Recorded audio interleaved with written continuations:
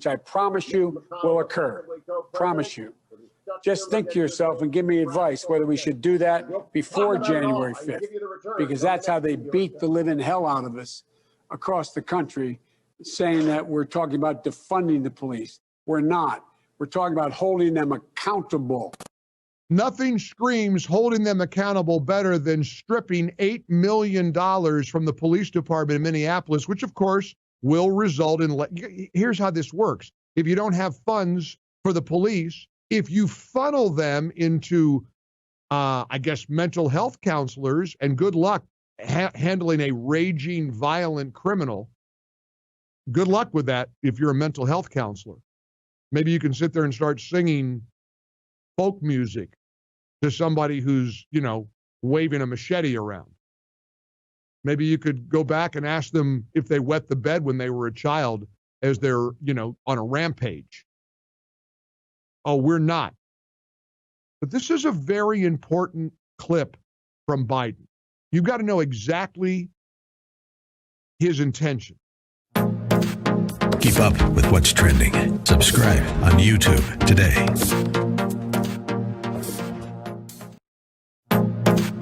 Trending now on The Charlie Kirk Show. I don't love the fact that Congress is now getting involved in our elections. I don't. This is not something that I have great delight in. This is not something that should be taken lightly.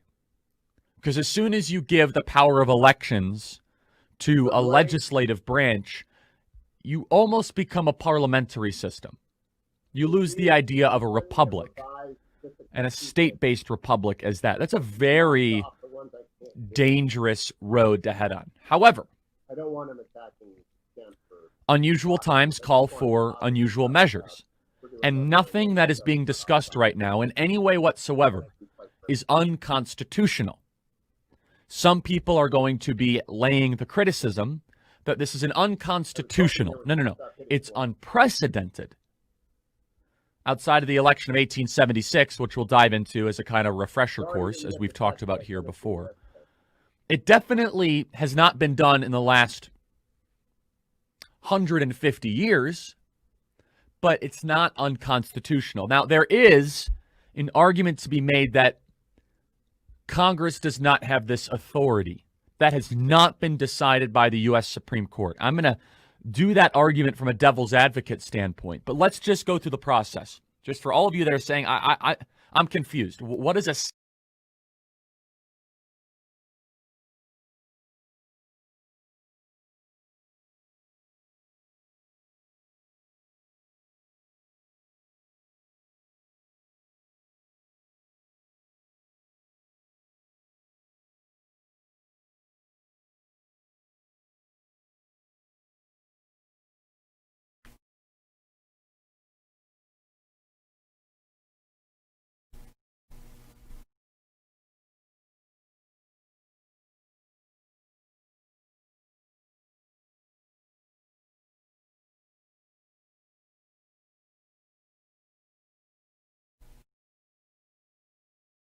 Welcome back, America. It's Hugh Hewitt. News reached me last night from the fetching Mrs. Hewitt that Jerry Marsden, whose band Jerry and the Pacemakers proved formidable rivals to the Beatles in the early Liverpool rock scene, died on Sunday.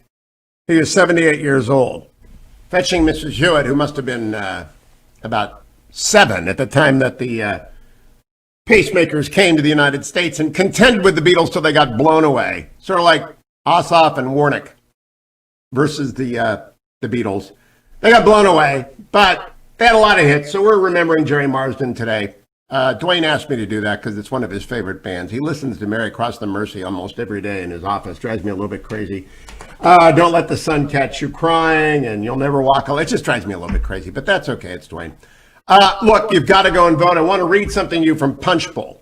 Punchbowl's co-founder, Jake Sherman, will be joining me next hour. And Jake is going to start doing a 6:30 in the morning segment every week because the Punchbowl is sort of the ghost of Politico past. Politico's decided to go hard left. That's fine. They make an editorial choice. I just can't trust them anymore. But They used to be objective when Jake and Anna were running Playbook, and now Jake and Anna are running Punchbowl. And Punchbowl is, I subscribe to it, costs $300 a year. I suggest you do. Back in the day when Hotline is what you needed, I paid $4,000 a year, or my companies did, to get Hotline. It was faxed to you in the morning. Now you get the effective Hotline either for free from Axios or Jake and Anna and their team from Punchbowl. And I get them both because I want you to know what's going on. So Punchbowl this morning. The Georgia Battleground Fund has been the centerpiece of Republicans' effort to keep the David Perdue and Kelly Loeffler seats red. Karl Rove, who is the group's finance chairman, held a private conference call for Bundlers Monday, where he announced that the group had raised $58 million for the party efforts to boost Loeffler and Perdue. Rove also played prognosticator during the call. The one-time political guru, longtime friend of mine, and I think the best political mind in America, along with David Axelrod on the other team, he was George W. Bush's, of course, consigliere, said that the campaign models show if 1 million or more Georgians turn out to vote on Election Day, Republicans will win. The GOP expects to get at least 62% of Election Day turnout, which is what Perdue got in November. Right now, Rove said Republicans expect to win both races. That's what I've heard. Heard it all day yesterday. We feel very good about the early voting. We feel very good about the get out the vote. We feel very good about the number of contacts. We feel very good about every effort that's gone on. They feel best about the fact that people now know about Raphael Warnock, and they now know about John Ossoff, and they know that Kelly Loeffler and David Perdue are mainstream conservatives, center-right people. And they know that Loeffler and Ossoff and Warnock, they know that Ossoff and Warnock are radicals. Radicals, and they have been reminded of Chuck Schumer, cut number 1. Now we take Georgia, and then we change the world. Yeah! I'm sorry, can you repeat that, Mr. Schumer? Now we take Georgia, and then we change America. People ask me, why do I play that so often? And it's because I get new affiliates every day. Today, I've got the brand new 1590 WALG in Albany. Welcome, 1590 WALG. Go and vote. Vote for Perdue and Loeffler. We need your votes. Also need you to visit Birch Gold via HughGold.com, HughGold.com. This is where you can keep a portion of your IRA or 401k safe in physical precious metals. It's where you can buy gold. You can text my name, Hugh, to 474747. That is a very good thing to do. Get some free information from Birch Gold. Again, HughGold.com, or text my name, Hugh, to 474747. Gold went up again to 1951 yesterday, up 0.25%. That's up $150+ in less than a month. And I'm telling you, I've been telling you to buy gold, and I really mean it. Go to HughGold.com or text my name, Hugh, to 474747. Come right back on the Hugh Hewitt Show.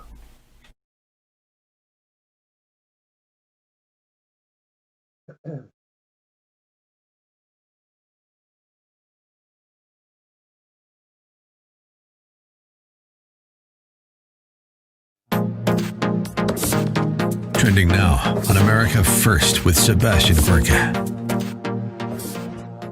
Rachel Maddow with her latest incarnation of clickbait of the televisual variety. Video cut 10. We haven't seen somebody leave office since Nixon who potentially was looking down the barrel of serious prosecution for multiple felonies. And Trump CNN is reporting today that one of the people Trump's considering pardoning is not only himself, but Alan Weisselberg, who is the top financial guy at the Trump organization. I mean, if the president pardons the top financial guy at his own business on his way out of office, this is, it is worth contending anew with the threat to the republic of having a felon in the White House. Right. Because a man whose son is in bed with communist China and he just willy-nilly emails requests for $10 million from Chinese tycoons. That's fine, right? And who are those sources who are talking to you about the pardons for members of the Trump organization? Are the same sources that sold you that we have his tax returns, blockbuster, that do you remember what she did? For 41 minutes, she teased the tax returns. Only then, in the last segment, she must be really in trouble if you have to tease something. I mean, teasing something over one break, yeah, that's kind of like radio TV. You do that. Stay tuned for. But to do it for your whole show, and then to reveal buckus, you got nothing? That's embarrassing, Rachel. Keep up with what's trending. Subscribe on YouTube today. This is Lonnie Chen of the Hoover Institution for townhall.com. The eyes of the political world are all on Georgia, and there's good reason for that. On January the 5th, voters in the Peach State will decide the fate of the next several years in American politics, and maybe beyond.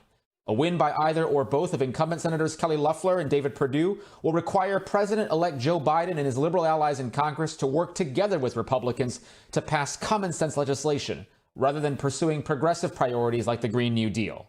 And it will mean that some of Biden's more extreme appointments, people who either aren't qualified or who are far out of the mainstream, will be rejected by the Senate. The runoff elections on January the 5th will be held in Georgia, but their impact will be felt by more than the 10 million people who live there. All Americans should recognize that nothing short of the course our country will take for the next several years is at stake. I'm Lon Hee Chen. Considering a career in politics? Consider Pepperdine's Graduate School of Public Policy. Learn more at publicpolicy.pepperdine.edu. Trending now on The Larry Elder Show. In fact, we are now ground zero of all the 50 states for COVID-19. What does that say? Well, that's cases, Sage. That's cases. That's not illness. So right. California is number 40 in mortality, but we are number 1 in testing. So we do more testing than any other state. And so it's a very, very different between cases and illness. And the more you test, the more cases you get. We're testing over 2 million people a day. Compare that to last March, April, May, where we were testing somewhere in the 200 to 300,000 range. Now we're testing 2 million. If the testing is, let's say, 2% false positives, 2% of a million, that's a lot of people that are testing positive but don't actually have the illness. Mm-hmm. What does your gut tell you, Dr. Barkey, about the percentage of Americans who have already contracted the coronavirus? 5%, 10%, 20%? What do you think? Oh, I think it's higher than that, because I'm seeing patients that were ill last year and pretty ill, and they come in and we do antibody testing, and they're positive for that. I don't know what the actual number is, but I'd guess it's more in the 40% range. So this is really common. It's a respiratory illness, and what I mean by that is it's spread by respiratory droplets, primarily from people that are ill, that are coughing and sneezing. There is little evidence that there's much asymptomatic spread going on. And when you're asymptomatic, of course, you don't know you are. No, you don't. And, you know, the British Journal of Medicine recently reported evidence of asymptomatic spread is insufficient to justify mass testing for COVID-19, and I agree with them. Mm-hmm. Keep up with what's trending. Subscribe on YouTube today.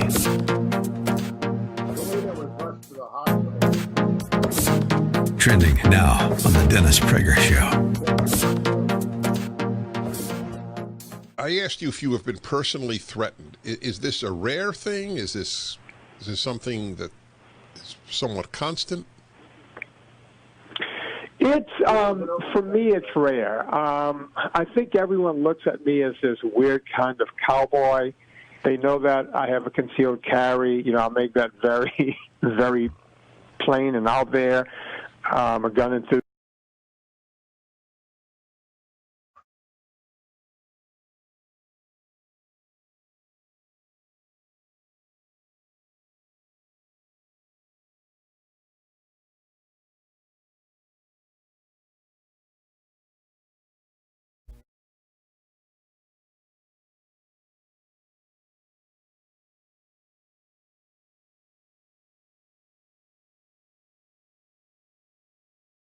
Walk to the polls, America. You in Georgia, don't walk alone. Take somebody with you. We need 1 million votes in Georgia today. I'm Hugh Hewitt, and I am telling you the truth. We need 1 million people plus And it's not enough to win by one. We got to swamp these people. They should never, ever nominate two radicals like Ossoff and Warnock again. President Trump last night in Georgia talking about Raphael Warnock, cut number 10. Warnock is the most radical and dangerous left-wing candidate ever to seek this office, and certainly in the state of Georgia, and he does not have your values. Warnock has publicly declared his support for socialism, and he once welcomed the anti-American communist dictator Fidel Castro to his church. He wanted him here. He liked Castro. Thought Castro was a nice guy. Warnock said that, quote, nobody can serve both God and the military, a vicious smear against thousands of patriotic service members across the state of Georgia. He wants to abolish cash bail. You see how that's working in New York City, right? Not working too well. He has called for, quote, opening up the jails, and he slandered our police officers as gangsters, thugs, and bullies. The choice for the voters of Georgia could not be more clear. John Ossoff and Raphael Warnock are fringe extremists who would wreck everything Georgia patriots hold dear to their hearts. Kelly Loeffler and David Perdue share your values, and you know that. They share your values like nobody shares your values. I can tell you they share your values. They want to defend your interests, and they will always put America first. They will. Perdue and Loeffler will. But it requires big turnout today, Georgia. Big turnout. And you might not feel well. Don't go if you've got COVID. Don't go if you've got that. Of course not. But unless you have COVID, you've got to vote. This is the country on the line. This is a check on President-elect Biden. This is everything we need is in the Senate. We need 52 Republicans in the Senate to stop crazy judges getting through. Mitch won't let crazy judges through. Stop huge tax increases. Stop the Green New Deal. Stop cuts to the military defense budget. Stop delays of increases in pay for the military. Stop the ruination of Medicare. Stop the left-wing agenda. The president was also, he hit Warnock pretty hard. He also hit Ossoff, cut number 12. John Ossoff is an unhinged radical leftist. He's not a senator. He's not a senator. That's not a senator. Ossoff said that he's very proud to be endorsed by socialist crazy Bernie Sanders.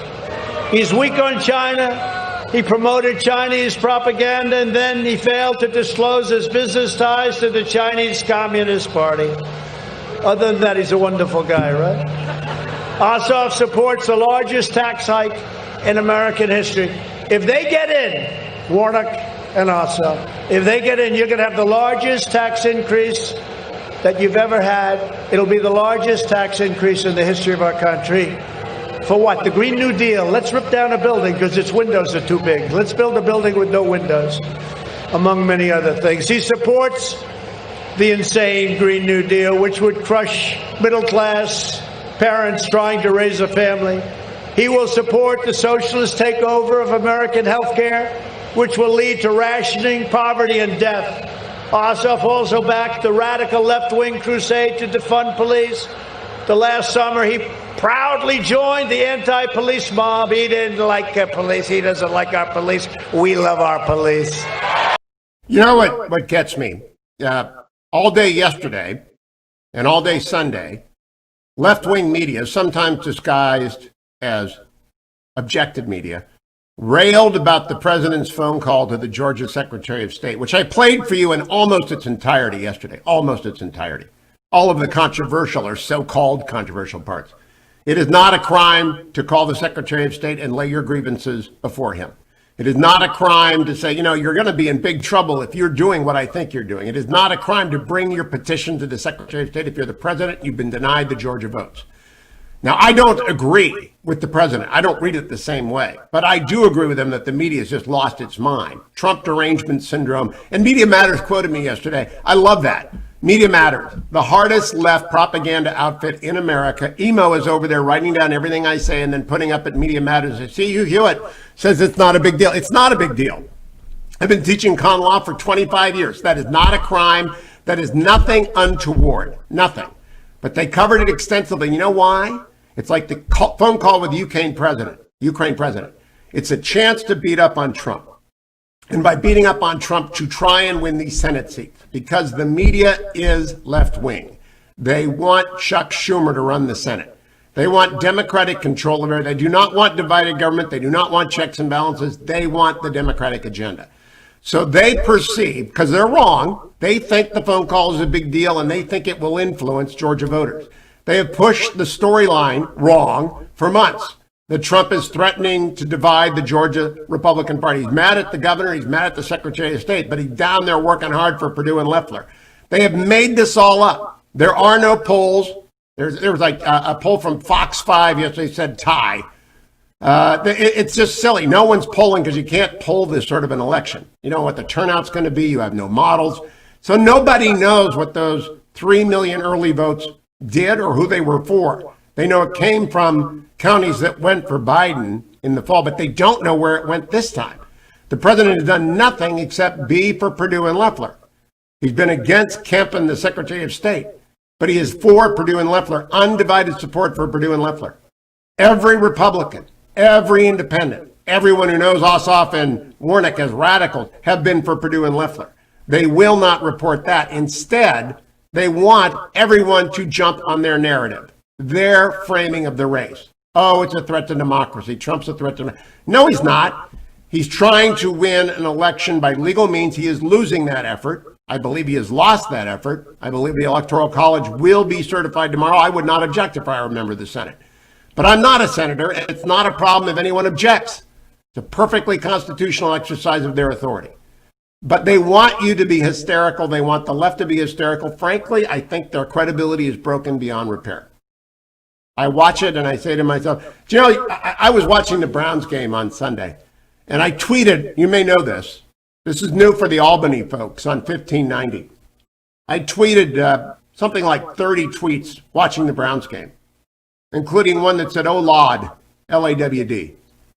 That was following a Baker Mayfield sack or out and 3 and out on a goal line stand. I can't remember what it was, but Browns fans take to the internet. It's our first playoff run in 18 years. And Baker Mayfield and his wife, Emily, did a wonderful thing for a guy who's very, very sick in Cleveland. And Nick Chubb's amazing, and Myles Garrett is amazing. It's just a great time to be a Cleveland Browns fan. I mean, it's been a long time.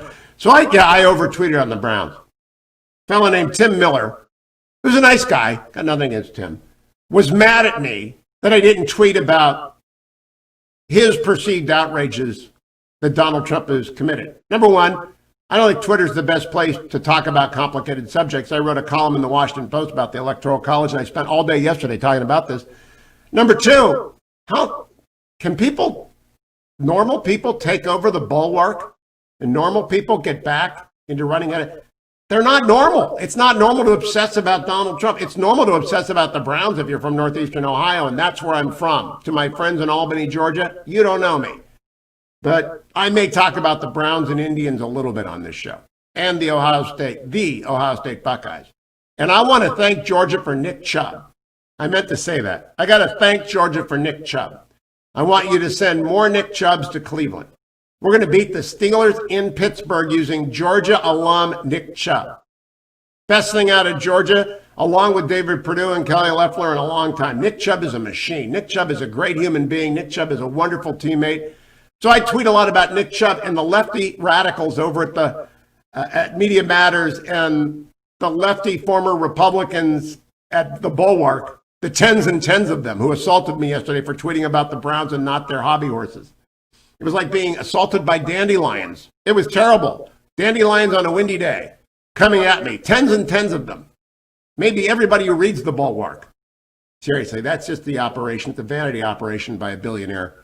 To employ otherwise unemployable never-Trumpers who have zero influence and less audience.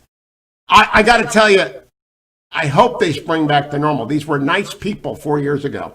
People who had some grasp of reality, people who knew what 3 Supreme Court seats mattered, what funding the military mattered, what lower taxes mattered, what a strong, clear-eyed opposition to the Chinese Communist Party means. What all the things, all the regulatory rollback means, what the First Step Act means, what U.S.-Canada-Mexico agreement means. It's so much they had to put aside because of their personal loathing of Donald Trump, an aesthetic critique. But I know in Georgia, home of Nick Chubb, did I mention that? You're going to go vote for David Perdue and Kelly Loeffler. We need them in the Senate. This is that important. I have never spent this much time on a Senate race in 20 years. I'm in my 21st year of this show. To my new audience in Albany, Georgia, been doing this for 21 years, 30 years in broadcast, 21 years running the Hugh Hewitt show on the Salem Media Network, and of course affiliates that are outside of the network, 400 different affiliates. Talking to 6 million people today. Maybe it's up to 7 million now. I added a lot of affiliates this year. I don't know. Beginning to sound like Trump. I don't know. Could be 8 million. I don't know. I do know I've never spent this much time talking about two races in the United States Senate. That's because these two matter that much.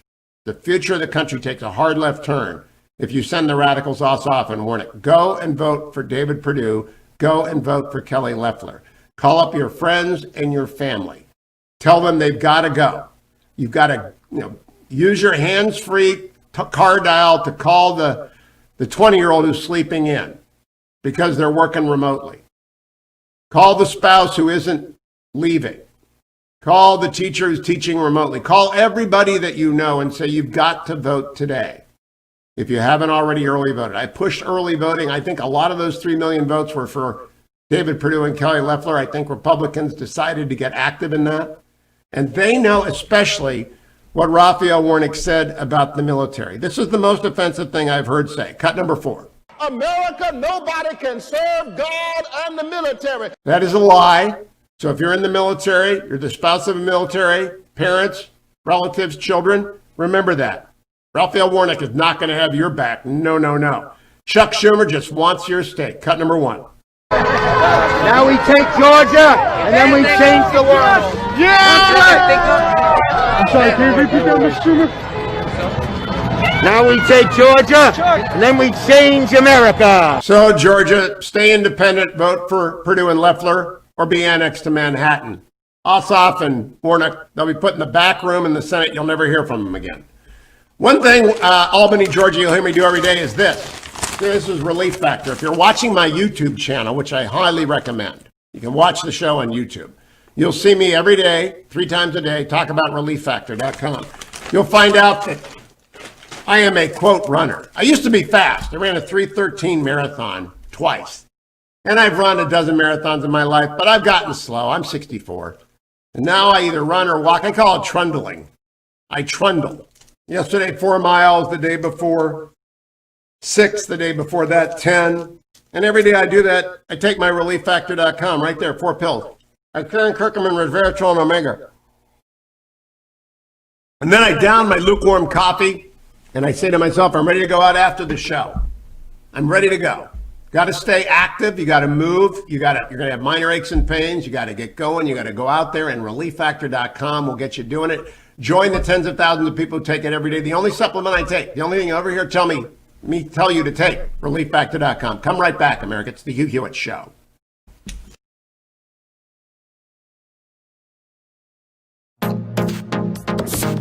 Trending now on the Dennis Prager Show.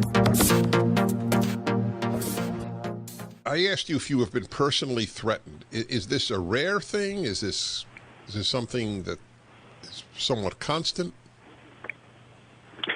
It's for me, it's rare. I think everyone looks at me as this weird kind of cowboy. They know that I have a concealed carry. I'll make that very, very plain and out there. I'm a gun enthusiast. So I get left alone, but I'm not really left alone. I do get threatened now and again, but I look around and look at what happened to MD and PhD Professor Tim Noakes, who tweeted one tweet, and this was in South Africa. They put him through a trial that cost the taxpayers there millions of dollars. What did he tweet? Won hands down. What did he tweet? He tweeted to a mother who had taken her kid off of breast milk, wanted to know if it was okay, what she should feed him, and he said you should feed that kid meat and vegetables. And this was seen as a threat because he had mentioned meat.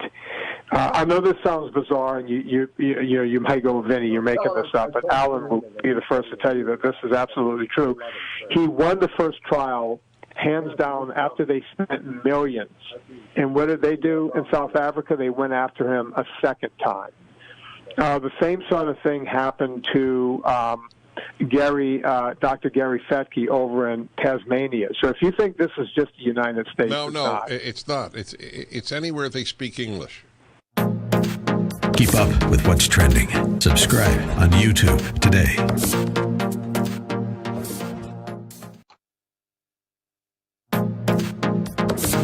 Trending now on the Eric Metaxas Show.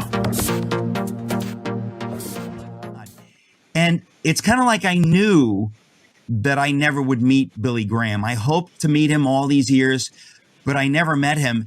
And he was such a special man. So it amazes me whenever I talk to people who knew him personally the way you did.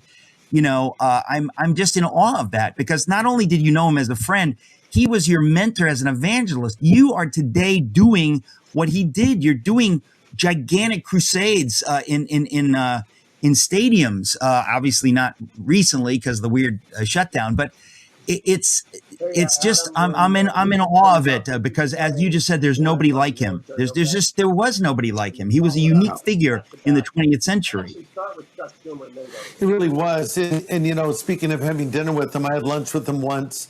He was doing one of his crusades, and we went to the Red Lobster, or as Billy would have said, the Red Lobster. Lobster. But so we're sitting there, and Billy had a ball cap on. And here's the funny thing. While we're in town where Billy's doing a crusade,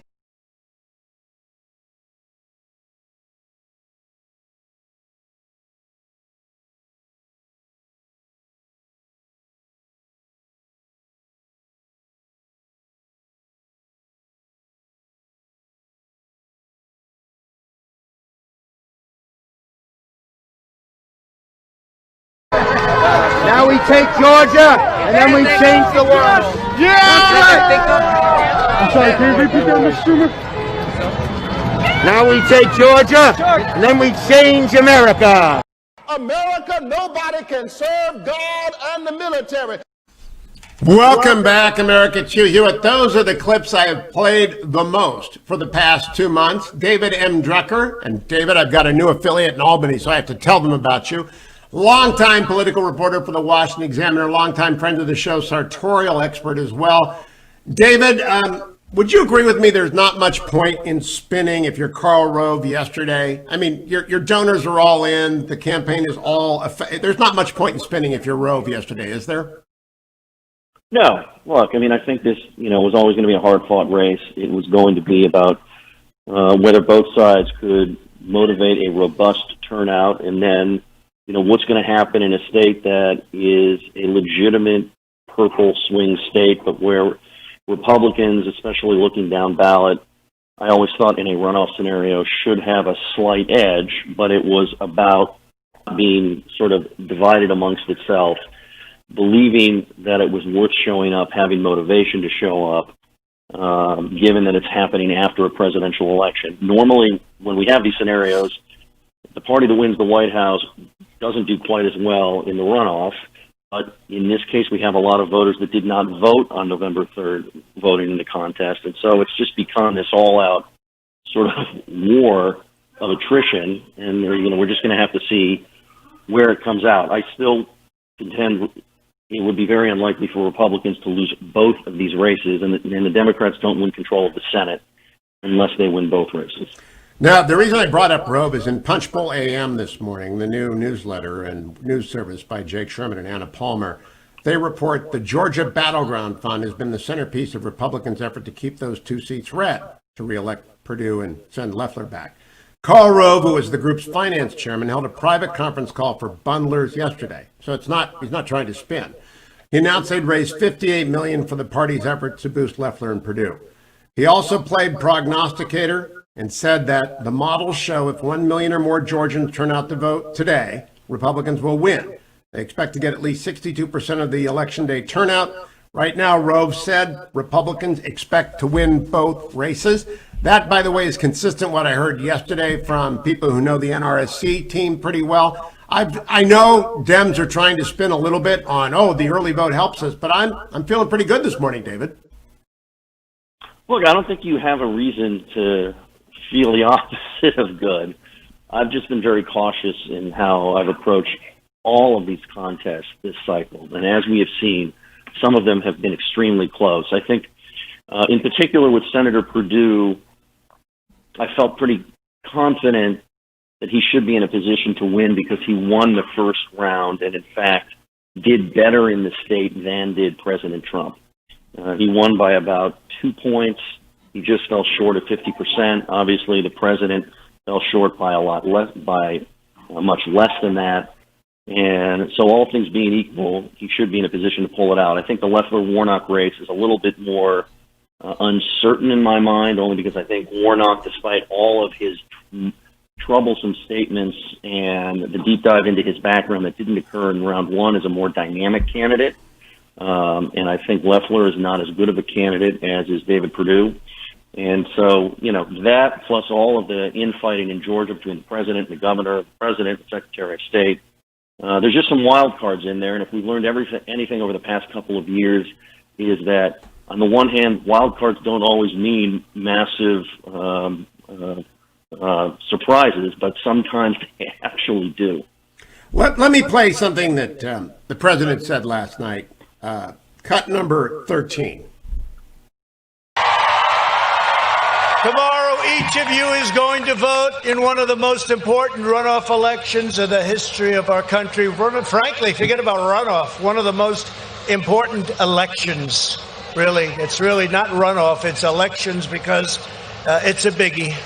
Our country is depending on you. The whole world is watching the people of Georgia tomorrow.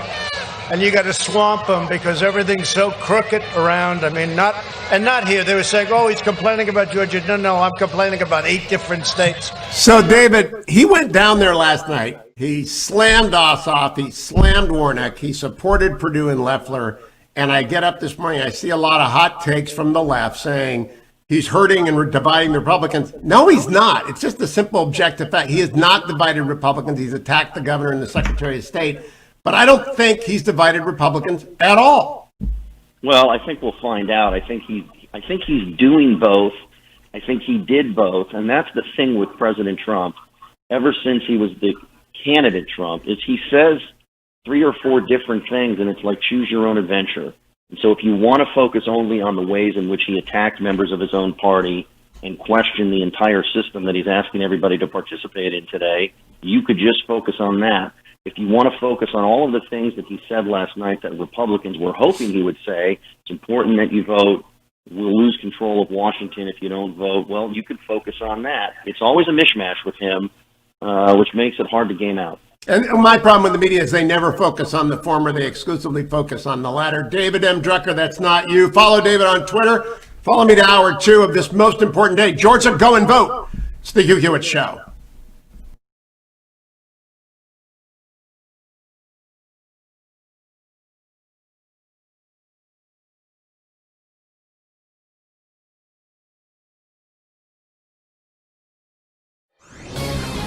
This is Lon Chen of the Hoover Institution for townhall.com. The eyes of the political world are all on Georgia, and there's good reason for that. On January the 5th, voters in the Peach State will decide the fate of the next several years in American politics, and maybe beyond. A win by either or both of incumbent Senators Kelly Loeffler and David Perdue will require President-elect Joe Biden and his liberal allies in Congress to work together with Republicans to pass common-sense legislation, rather than pursuing progressive priorities like the Green New Deal. And it will mean that some of Biden's more extreme appointments, people who either aren't qualified or who are far out of the mainstream, will be rejected by the Senate. The runoff elections on January the 5th will be held in Georgia, but their impact will be felt by more than the 10 million people who live there. All Americans should recognize that nothing short of the course our country will take for the next several years is at stake. I'm Lon Chen. Considering a career in politics? Consider Pepperdine's Graduate School of Public Policy. Learn more at publicpolicy.pepperdine.edu. Trending now on The Charlie Kirk Show. So Richard Nixon in 1960 Thomas Jefferson in 1800 and the contested election of 1876 shows us that Congress really is the last line of interpretation and defense when it comes to contested elections. As I've said earlier in this program, this is not something I take lightly. This is not something that I think should become routine. But while we're at it, while we are talking about this, the Democrats are inevitably going to be saying this is unprecedented, this is an assault on the Constitution, this is wrong, this is terrible, how dare you? They're going to be screaming activists in the streets, activist media, and all we have to do is play Cut 29 over and over and over and over and over. Play tape. Our very democracy depends, again, on the confidence of the American people in the integrity of our electoral system. So, my colleagues, please don't talk about this about a conspiracy theory. It's not about that. It's not about conspiracy. It's about the Constitution of the United States. Keep up with what's trending. Subscribe on YouTube today. Trending now on America First with Sebastian Gorka. Let's listen to Nicole Wallace, not just on the president, but on all Republicans. Video cut 11. I think Republicans are concerned that there just might be a little shame injected into the political system again. Under Donald Trump, they could let people go without unemployment insurance because Donald Trump didn't care. Under Donald Trump, they could let people end up in food bank lines because he didn't care about programs to secure their. A lot of people have temporary economic crises that will be alleviated if we kill the virus and people can open up their businesses again. But Republicans don't feel pressure because of the suffering, because people have been suffering for many, many, many months. Republicans are afraid that we might reintroduce shame into the political ecosystem. And I think that what I detect in McConnell is relief. I don't think McConnell liked working with Donald Trump. I think he was craven enough to know that he could put whatever judges he wanted on the United States Supreme Court, just call Don McGahn and say, hey, do Gorsuch, do Kavanaugh next, and let's do a Hail Mary with the real right-wing lunatic. I mean, I don't think that Mitch McConnell has any distress or despair about working with Joe Biden. That was Michael Steele, wasn't it? Chortling along. Mike, that was Michael Steele. This is incredible. They're lecturing us about shame, and the former chairman of the RNC is chortling along about that deranged woman's attack on all Republicans who said for months and months and months the president didn't care. You mean specifically the 5 months that Nancy has blocked the COVID relief package?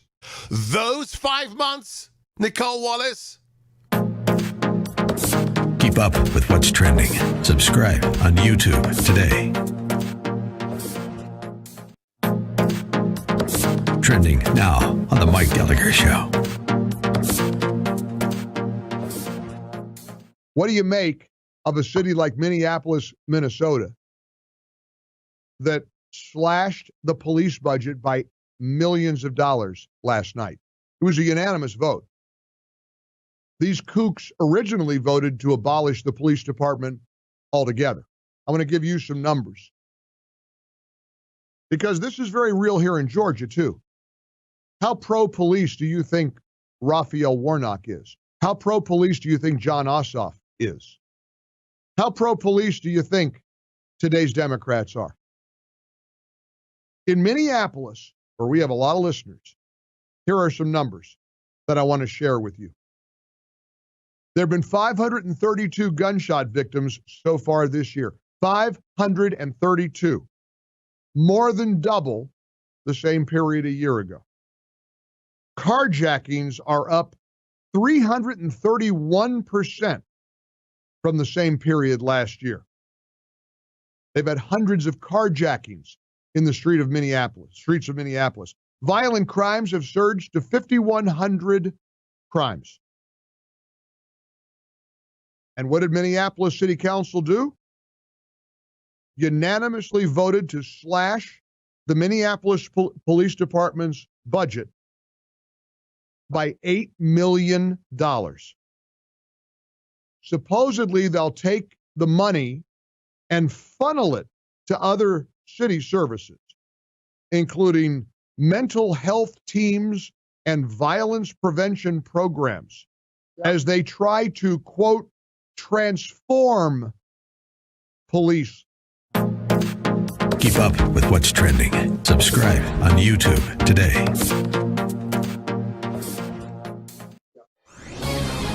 This is Lanhee Chen of the Hoover Institution for townhall.com. The eyes of the political world are all on Georgia, and there's good reason for that. On January the 5th, voters in the Peach State will decide the fate of the next several years in American politics, and maybe beyond. A win by either or both of incumbent Senators Kelly Loeffler and David Perdue will require President-elect Joe Biden and his liberal allies in Congress to work together with Republicans to pass common-sense legislation, rather than pursuing progressive priorities like the Green New Deal. And it will mean that some of Biden's more extreme appointments, people who either aren't qualified or who are far out of the mainstream, will be rejected by the Senate. The runoff elections on January the 5th will be held in Georgia, but their impact will be felt by more than the 10 million people who live there. All Americans should recognize that nothing short of the course our country will take for the next several years is at stake. I'm Lanhee Chen. Considering a career in politics? Consider Pepperdine's Graduate School of Public Policy. Learn more at publicpolicy.pepperdine.edu. Trending now on The Larry Elder Show. What's your current take on masks? Current take on masks is they have very little efficacy. This has been studied over and over and over again in the past, but we ignore the past, and we put together anecdotal evidence now to support mask use. And I think to mask the healthy population is just not warranted scientifically. If you're ill and you're coughing and sneezing, certainly having a mask on can reduce the respiratory secretions that come out of your mouth and potentially spread. But to mask the healthy population, in my opinion, doesn't make sense. I'm talking with Dr. Jeffrey Barkey. Dr. Barkey, literally hours ago, Joe Biden just gave a speech in which he pretty much trashed the Trump administration's response to the coronavirus. He ended the speech by saying, wear a mask. Yeah. Well, I think he actually looks better.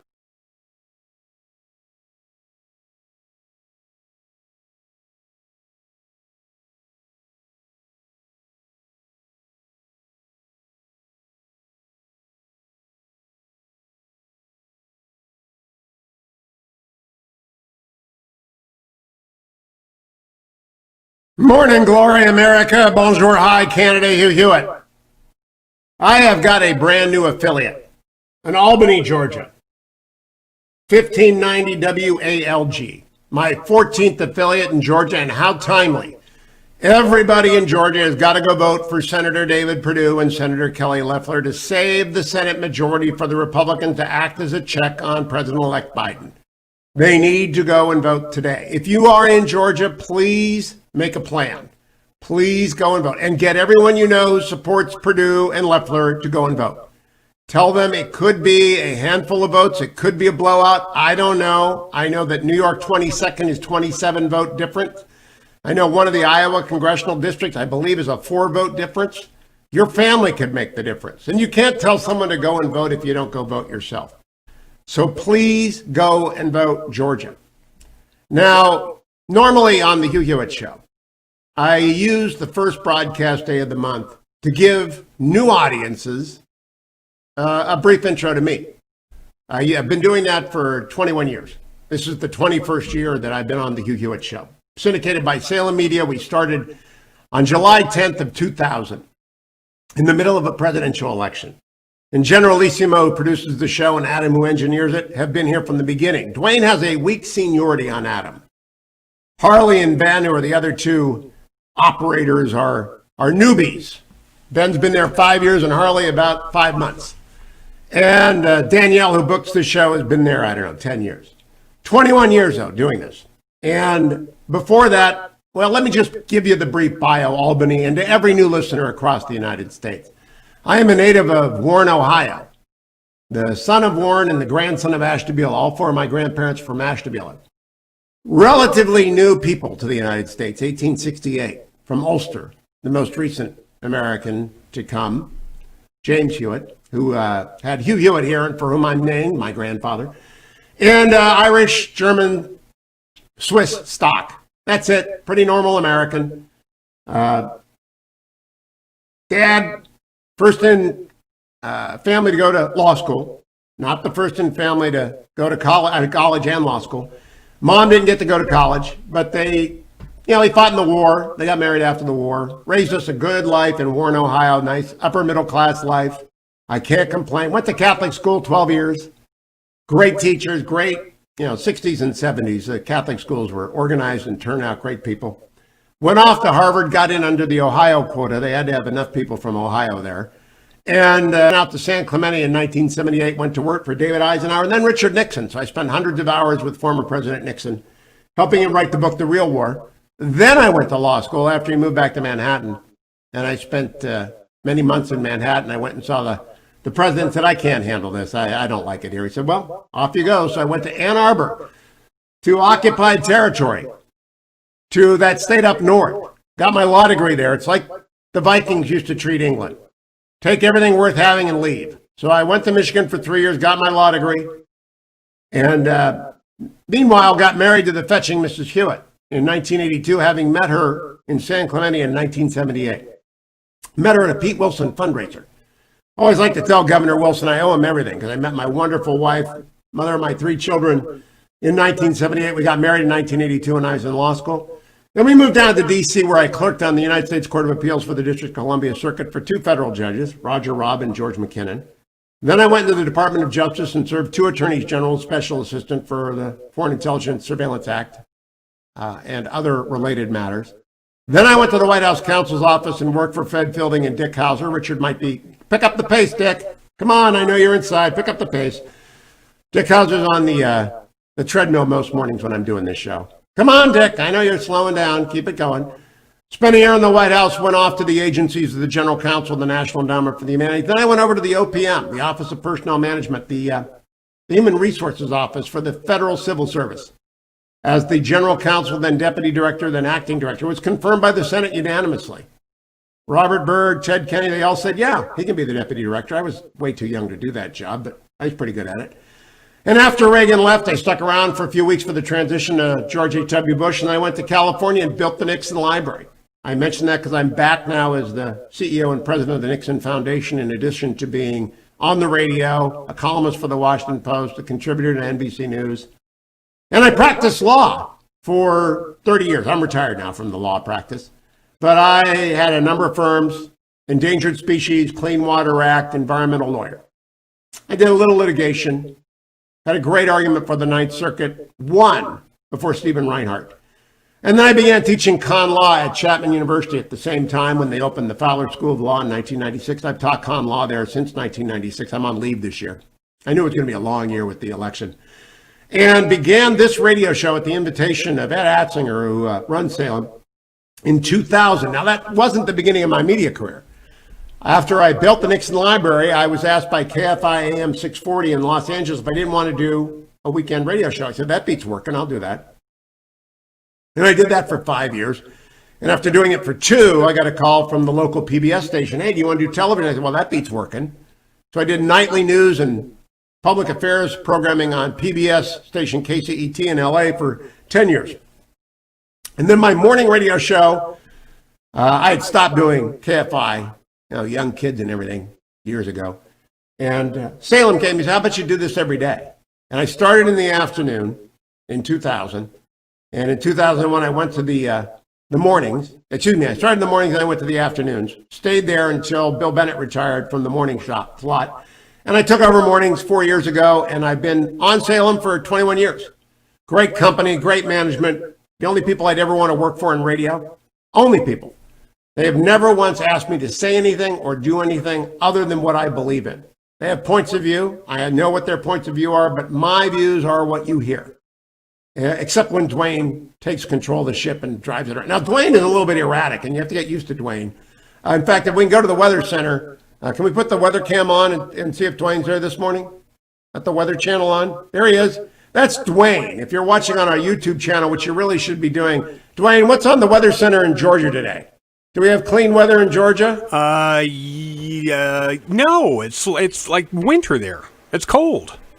That's the weather report for Georgia on the Yes. most important day in Georgia history since the Union won. You don't know what the weather is in Georgia? I can probably figure it out. So for 20 years, I've been putting up with this. I can probably figure it out. Really, I have to do the engineering and the production on this show most of the days. I get up a little bit early. I get all these cuts for you. But I want Albany, Georgia, and everyone else to know I'm fair and balanced, to steal the Fox News. That's Dwayne. He's not fair and balanced. He's anti-Hugh, and he's an Angels fan. Now, what I also have to warn you about is that my youngest's middle name is Ohio, because I really am invested in the Cleveland Indians, the Cleveland Browns, the Cleveland Cavaliers, and the Ohio State Buckeyes, the Ohio State University Buckeyes, who will be playing and winning the national championship on Monday night, and the Cleveland Browns, who will be playing in and winning in Pittsburgh on Sunday. So I get a little carried away with Cleveland sports. That's just how it goes. And I have a few other ticks, like Media Matters. They amuse me. Emo over at Media Matters. I'm increasingly becoming amused by the never Trump rump at the Bulwark, who are chewing on their arms, really. They're just chewing their arms off. They're caught in a trap of being TDS afflicted, and they're chewing their arms off and assaulting everyone who doesn't share their odd and unusual worldview. I voted for Trump twice, voted for W twice.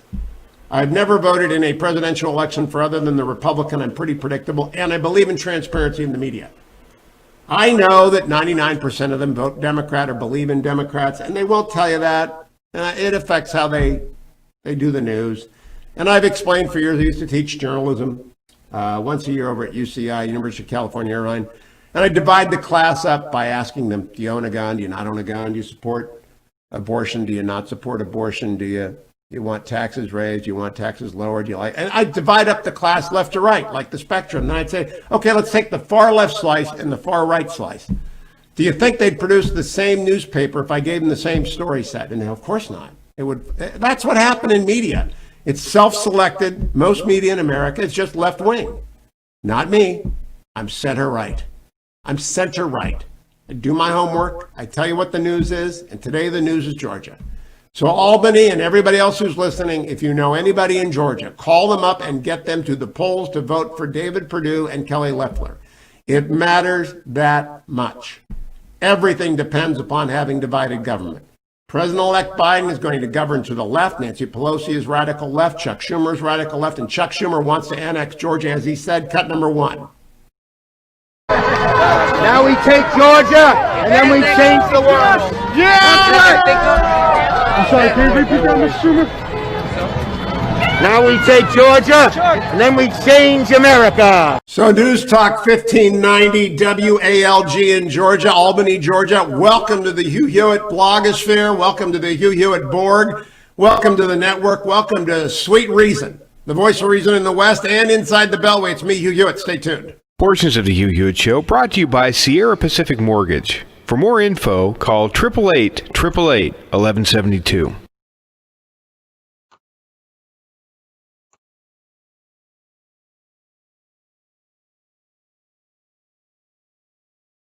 That was the underwhelming weather report.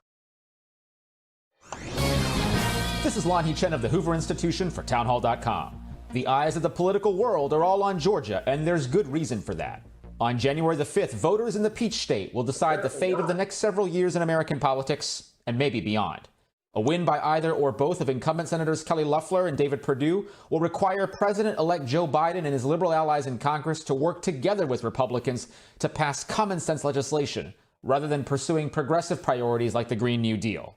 And it will mean that some of Biden's more extreme appointments, people who either aren't qualified or who are far out of the mainstream, will be rejected by the Senate.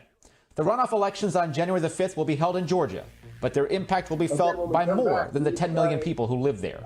All Americans should recognize that nothing short of the course our country will take for the next several years is at stake. I'm Lon Chen. Considering a career in politics? Consider Pepperdine's Graduate School of Public Policy. Learn more at publicpolicy.pepperdine.edu. Trending now on the Mike Gallagher Show. Listen to what Joe Biden said about the actions like the one we saw last night in Minneapolis to literally defund the police. But I also don't think we should get too far ahead of ourselves on dealing with police reform in that, because they've already labeled us as being defund the police. Anything we put forward in terms of the organizational structure to change policing, which I promise you will occur, promise you. Just think to yourself and give me advice whether we should do that before January 5th, because that's how they beat the living hell out of us across the country, saying that we're talking about defunding the police. We're not. We're talking about holding them accountable. Nothing screams holding them accountable better than stripping $8 million from the police department in Minneapolis, which, of course, will result in... Here's how this works. If you don't have funds for the police, if you funnel them into, I guess, mental health counselors, and good luck handling a raging, violent criminal, good luck with that if you're a mental health counselor. Maybe you can sit there and start singing folk music to somebody who's, waving a machete around. Maybe you could go back and ask them if they wet the bed when they were a child as they're, on a rampage. Oh, we're not. But this is a very important clip from Biden. You've got to know exactly his intention. Keep up with what's trending. Subscribe on YouTube today. Trending now on the Charlie Kirk Show. I don't love the fact that Congress is now getting involved in our elections. I don't. This is not something that I have great delight in. This is not something that should be taken lightly. Because as soon as you give the power of elections to a legislative branch, you almost become a parliamentary system. You lose the idea of a republic and a state-based republic as that. That's a very dangerous road to head on. However, unusual times call for unusual measures, and nothing that is being discussed right now in any way whatsoever is unconstitutional. Some people are going to be laying the criticism that this is an unconstitutional. No. It's unprecedented. Outside of the election of 1876, which we'll dive into as a kind of refresher course, as we've talked about here before, it definitely has not been done in the last 150 years, but it's not unconstitutional. Now, there is an argument to be made that Congress does not have this authority. That has not been decided by the U.S. Supreme Court. I'm going to do that argument from a devil's advocate standpoint, but let's just go through the process. Just for all of you that are saying, I'm confused. What is a senator from Missouri?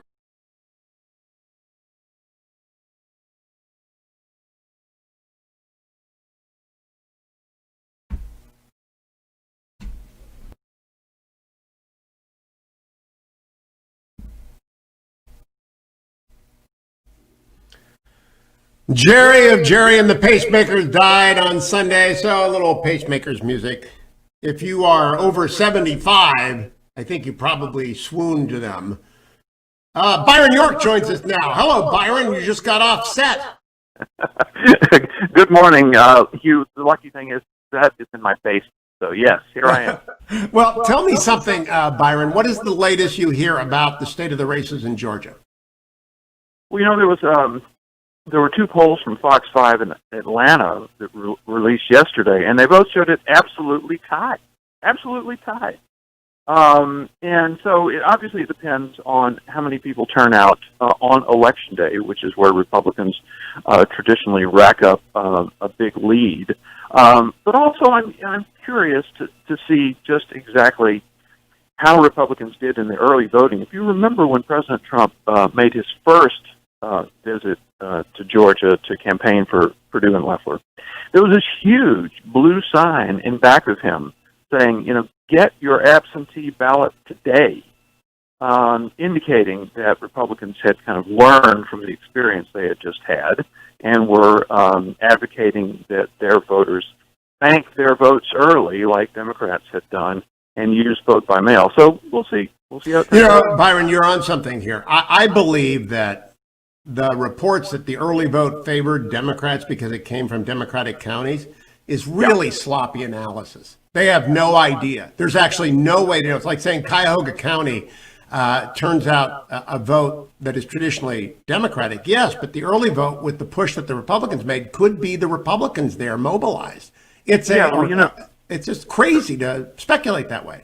Yeah, parties have to show that they can learn from experience, and clearly, in the next few years, I think you're going to see Republicans in the various states hope to dial back some of the voting by mail that we just saw as a result of the coronavirus in this last election.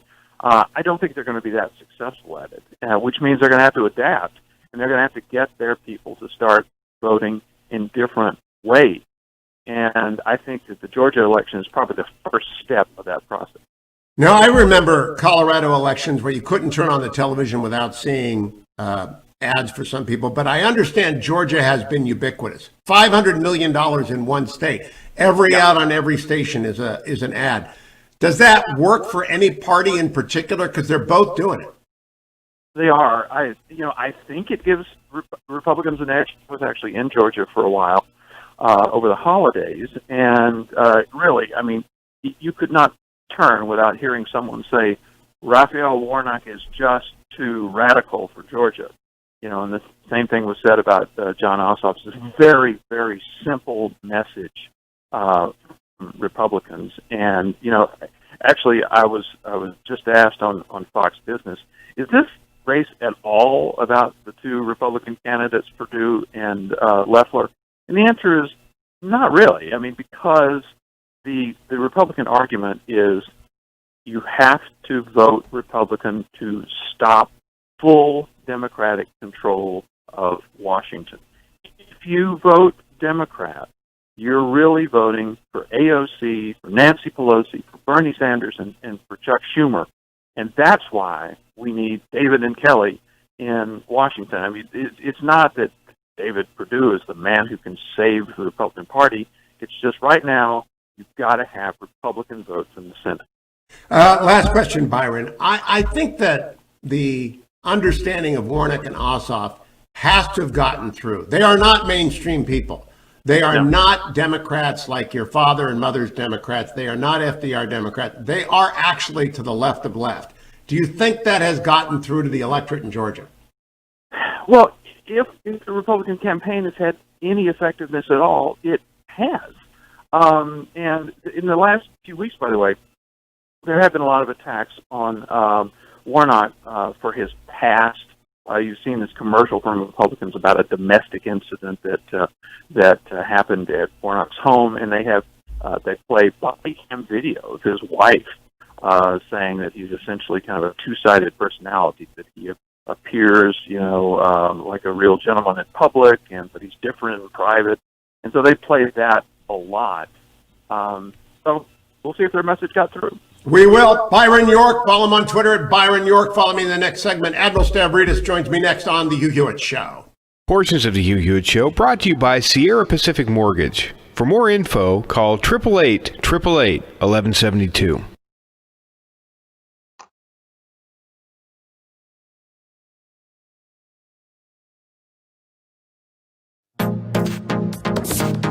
Trending now on America First with Sebastian Gorka.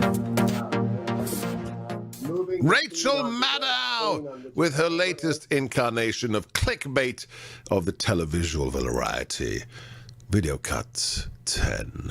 We haven't seen somebody leave office since Nixon who potentially was looking down the barrel of serious prosecution for multiple felonies. And Trump... CNN is reporting today that one of the people Trump's considering pardoning is not only himself, but Alan Weisselberg, who is the top financial guy at the Trump organization. I mean, if the president pardons the top financial guy at his own business on his way out of office, this is, it's worth it is worth contending anew with the threat to the republic of having a felon in the White House. Right. Because a man whose son is in bed with communist China and he just willy-nilly emails requests for $10 million from Chinese tycoons. That's fine, right? And who are those sources who are talking to you about the pardons for members of the Trump organization? Are the same sources that sold you that we have his tax returns blockbuster that do you remember what she did? For 41 minutes, she teased the tax returns. Only then, in the last segment, she must be really in trouble if you have to tease something. I mean, teasing something over one break, yeah, that's kind of like radio TV. You do that. Stay tuned for. But to do it for your whole show and then to reveal buckus, you got nothing? That's embarrassing, Rachel. Keep up with what's trending. Subscribe on YouTube today. This is Lanhee Chen of the Hoover Institution for townhall.com. The eyes of the political world are all on Georgia, and there's good reason for that. On January the 5th, voters in the Peach State will decide the fate of the next several years in American politics, and maybe beyond. A win by either or both of incumbent Senators Kelly Loeffler and David Perdue will require President-elect Joe Biden and his liberal allies in Congress to work together with Republicans to pass common-sense legislation, rather than pursuing progressive priorities like the Green New Deal. And it will mean that some of Biden's more extreme appointments, people who either aren't qualified or who are far out of the mainstream, will be rejected by the Senate. The runoff elections on January the 5th will be held in Georgia, but their impact will be felt by more than the 10 million people who live there. All Americans should recognize that nothing short of the course our country will take for the next several years is at stake. I'm Lanhee Chen. Considering a career in politics? Consider Pepperdine's Graduate School of Public Policy. Learn more at publicpolicy.pepperdine.edu. Trending now on The Larry Elder Show. In fact, we are now ground zero of all the 50 states for COVID-19. What does that say? Well, that's cases, Sage. That's cases. That's not illness. So right. California is number 40 in mortality, but we are number 1 in testing. So we do more testing than any other state. And so it's a very, very different between cases and illness. And the more you test, the more cases you get. We're testing over 2 million people a day. Compare that to last March, April, May, where we were testing somewhere in the 200 to 300,000 range. Now we're testing 2 million.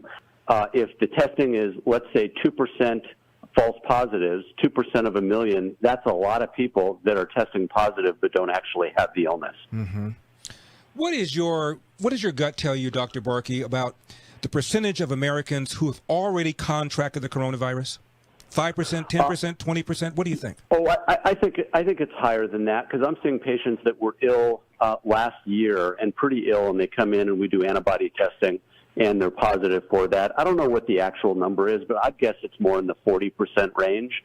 So this is really common. It's a respiratory illness, and what I mean by that is it's spread by respiratory droplets, primarily from people that are ill, that are coughing and sneezing. There is little evidence that there's much asymptomatic spread going on. And when you're asymptomatic, of course, you don't know you are. No, you don't. And, you know, the British Journal of Medicine recently reported evidence of asymptomatic spread is insufficient to justify mass testing for COVID-19, and I agree with them. Mm-hmm. Keep up with what's trending. Subscribe on YouTube today.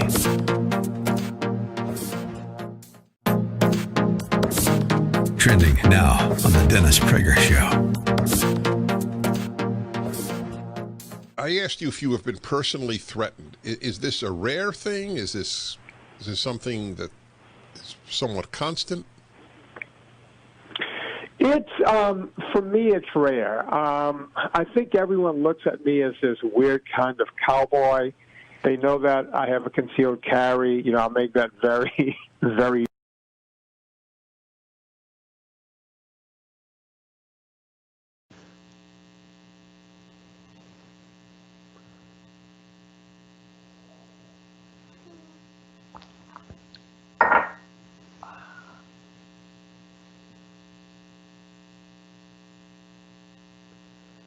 Welcome back, America. It's Hugh Hewitt. It's that time of the week when I talk to Admiral James Stavridis, retired United States Navy Admiral Stavridis, for my new audience in Albany, Georgia. The former Supreme Allied Commander of NATO, former head of Southern Command, just a wonderful guy. He's in Florida, marooned in Florida during the duration until we both get our vaccinations. We're staying put. Admiral, good morning. How are you? Doing well, and I like the term marooned. It has a kind of a nautical, piratical flavor to it, which I think applies to a retired admiral. Thank you. Now, Admiral, I want to tell you, we're going to be a little bit short today because I keep reminding Georgians to go vote. But I want to start by asking you about whether or not the vaccine rollout in Florida is as chaotic as it has been in California. It is absolutely horrible. And it's broken phone lines, websites that don't work. 1 minute, it's everybody come down to the health center and we'll give anyone over 65 a shot. Hey, that's 20% of the population here. The next minute, it's wait online. It is complete chaos, and the governor needs to step up. What the mistake was is that the governor simply sent everything down to the counties, and the counties weren't ready to do it. It's kind of like what the national level has done, sending everything down to the state level. There are good reasons for that. I understand federalism, but it's created real chaos here in the Sunshine State, and I'm hoping Governor DeSantis steps up and seizes the moment. The same thing has happened in California because it's a traditional model. Public health is done at the county level. There are 3,000 counties in the United States. They're called parishes in Louisiana and covens in Pennsylvania. And they are all disorganized because they have never dealt with anything this difficult. So I just wanted to check that. Second thing I want to ask you about is our friend Jerry Hendrick's new book, To Provide and Maintain a Navy. I saw you tweeted about it. I know you were an early reader. Were you happy with the final result? I think it's superb. And, you know, the line "to maintain a Navy" is actual words out of the Constitution. We can raise an army when we need one, according to the Constitution, but we always maintain a Navy. And Jerry lays out a powerful case of why that is so necessary for 21st century America. I'm very proud of the book. Jerry is a longstanding friend of mine, but this is a book anybody ought to pick up and read. It's pitched to the lay reader, but the expert would enjoy it as well. You know, it's 100 pages, and it was reviewed by Forbes yesterday. And the reviewer, whose name, David Axe, wrote in Forbes that the Trump administration was hobbled by the lack of strategic planning for the Navy. That the president said 355, but they never got a plan together till actually the last 2 months of the administration before the election. And even then, the rollout was pretty bad. I agree with that assessment, by the way. I believe 3 secretaries of the Navy, including the acting secretary, failed to articulate the plan. Why did that happen, Admiral? I would say largely because of countervailing forces inside the Pentagon. And this, of course, is the curse of the Pentagon, is that you have 4 highly competitive military services, Army, Navy, Marine Corps, and of course the Air Force. And now you have the Space Force, by the way. So it really is a pentagon, a pentagram of competing interests. And they tend to negate each other and balance each other out. And you end up with a budget that is often watered down to simply divide it in parcels between the competing entities. That's a very hard structure to overcome. Let us hope that in a Biden Pentagon, there will be a real drive, a forceful Secretary of the Navy selected, and someone who can deliver the strategic component. Let me finish by saying, if readers have not recognized the recent arrival of the new maritime strategy for the United States, it's a Navy, Marine Corps, Coast Guard joint document, Advantage from the Sea. If you Google Advantage from the Sea, you can read that strategy. I think it's pretty good. It might break the log jam between the services. Now, Admiral, on the wide shot, I just noticed a book behind you, as you even see my Cleveland Browns material behind me. What is 2034, the book that's propped up over your shoulder? Well, I'll do that shameless self-promotion thing, but coming out in March is the first novel I've written, my 10th book, but my first novel. And it has reviews by people like Jim Mattis and Secretary Bob Gates, by fiction writer Brad Thor. It's a novel on a subject that we all hope never happens. The title is 2034, like the year 2034. a novel of the next world war. So it's about the potential for a war with China. And I wrote it with my co-author, Elliot Ackerman, who's an acclaimed novelist, because we want to provide a cautionary tale of how terrible such a war would be, out in March 2034. Thanks for mentioning it. Well, I'm looking forward to reading it. The Red Storm Rising was influential in its time. And so you've gone Tom Clancy on me, and I'm glad because, by the way, the public learns that way. They learn through thrillers. They do not learn through I like Jerry's book because it's 100 pages, but they learn through thrillers.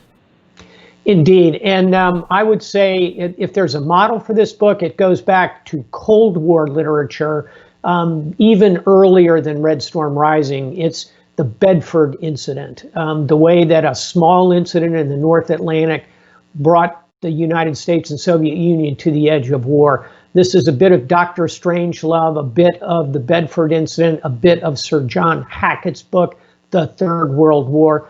Cautionary tale. Newsflash, wars between nuclear armed powers don't come out well for anybody. I'm looking forward to reading that. Now, Admiral, my only news story of the day comes from the Financial Times, front page this morning. We need a real policy for China. Germany ponders post-Merkel shift. Now, having been the Supreme Allied Commander of NATO, you obviously know Germany. You probably know Angela Merkel. You probably know everybody involved. And in the middle of this, there comes Ms. Merkel has been one of the CAI's most vocal champion. For people who don't know, the CAI is shorthand for the China-EU Comprehensive Agreement. My friends, still at the helm of the national security apparatus, are completely nonplussed with Germany over their pioneering effort to get this signed. They kind of view it as rejectionist of reality with regards to China on the EU's part, and the EU is actually Germany. What do you make of the CAI? What do you make of Germany's reluctance to deal with China as China is? I am hoping that as we get into the new administration, the Biden team, which is, in my view, quite clear-eyed about the challenges we faced from China, will go to the European Union and say, let's not do this. This is not the right moment for this agreement. That's going to be hard on Angela Merkel, who has invested enormously in this. And by the way, as someone for whom I have great personal regard, and we all should. She's a 4-term chancellor of Germany and a remarkable leader and a remarkable backstory, grew up in communist East Germany. This is not the right moment for Germany or the European Union to simply jump in with China. This is the time for Washington and Brussels to come together, create a strategy for dealing with China, respond to what's happening in Asia right now, the creation of a free trade zone there led by China. I think that's the card the new administration should play with our friends in Europe is, look, China is organizing East Asia, powerful set of economies. We need to organize the Atlantic community, U.S. and Europe, to provide real balance in the international system. Let's hope the Biden administration takes that caution. You know, Chancellor Merkel has also been a cheerleader for Nord Stream 2, another giant pipeline that connects Russia into Central Europe. It's as though Donald Trump has taken all the heat that would have been directed to Angela Merkel for being soft on Russia and different to China. He's actually been strong on both those issues relative to her, but it doesn't come through because of a lack of touch, whereas Merkel's got touch. I think Merkel does have touch. She also has the complete confidence of her population, and she doesn't have the kind of baggage that President Trump brings to the equation. Let's be honest here, by his odd relationship personally, apparently, with Vladimir Putin. And you see it in press conferences in Helsinki. You would never see Angela Merkel in that sort of situation with Vladimir Putin. I think in that sense, Donald Trump has not done himself any favors. I agree with your premise that Nord Stream is bad for the United States, and I'm sorry to see Germany move in that, as I am seeing them lead the European Union toward China. I think we can fix both of those with the right approach. Last quick question, Admiral. You may be represented by Congressman Michael Waltz, and he's got a book out, Warrior Diplomat, but I've been reading it over. It's a long time ago book from his service in Afghanistan.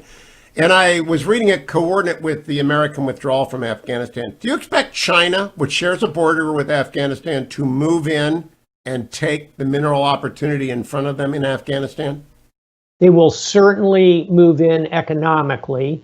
Whether they can be helpful in ultimately resolving the situation, I think, is unlikely. As a result, you'll see them try to kind of play it both ways. They will try and bring Afghanistan to the mix of the one belt, one road strategy. It's a classic example of where China would think they could do it. That's why, as you and I have discussed, the United States needs to remain engaged, keep a minimum footprint of troops there, 5,000 troops. We can do that for a long time, and work with our allies to get that negotiation across the breakers, get that done. If we do that, we will be the ones who can be economically investing in the $1 trillion in strategic minerals that exist in Afghanistan today. Admiral James Stavridis, always a pleasure to talk to you. All of my listeners, my new listeners in Albany, Georgia, follow him on Twitter at StavridisJ. And Admiral, we'll see you next week. Sounds great. Thanks, Hugh. Let's get our shots. You bet. I want that 2034. I got to call the publisher and get that sent to me. Hey, Albany, Georgia, and everybody else, time to me to tell you about AndrewandTodd.com. Would you write that down? AndrewandTodd.com. Now, I tell you about it because they're lenders. AndrewandTodd.com or Sierra Pacific Mortgage, what they do is lend you money to buy houses or to refinance the house that you have. We have historically low interest rates. I mean, very low interest rates, in the twos sometime. And if you have not checked what you could refinance your home at, you've got to call AndrewandTodd.com at 888-888-1172 and say to him, what can you do for me? 888-888-1172. Let them know that you need their help today.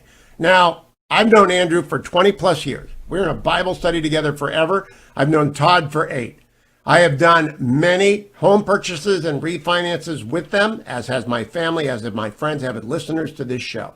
Just this morning, I sent Andrew a note because Housing and Urban Development has the escrow, FHA escrow balance on a house I sold and sold it 2 years ago, and they won't send me the balance until I provide them proof of sale that I no longer own the home. It's crazy. And so I went to Andrew, and he's going to get me the documents because they keep everything. And they emphasize customer service, and they're terrific at whatever they do.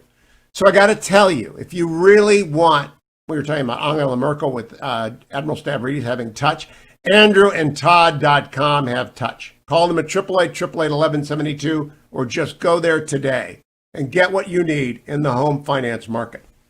Don't forget as well, ReliefFactor.com. Albany, you're going to get used to this. There it is, up higher on the screen.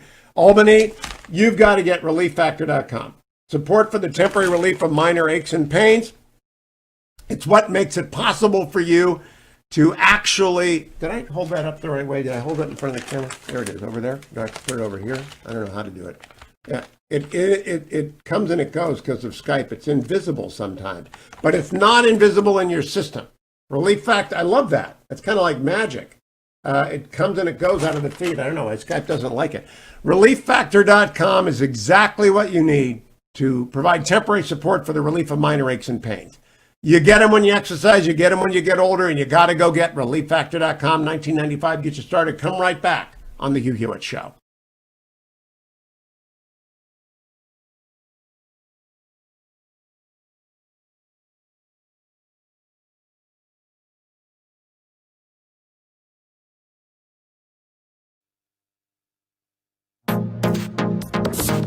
Trending now on the Eric Metaxas Show. And it's kind of like I knew that I never would meet Billy Graham. I hoped to meet him all these years, but I never met him. And he was such a special man. So it amazes me whenever I talk to people who knew him personally the way you did.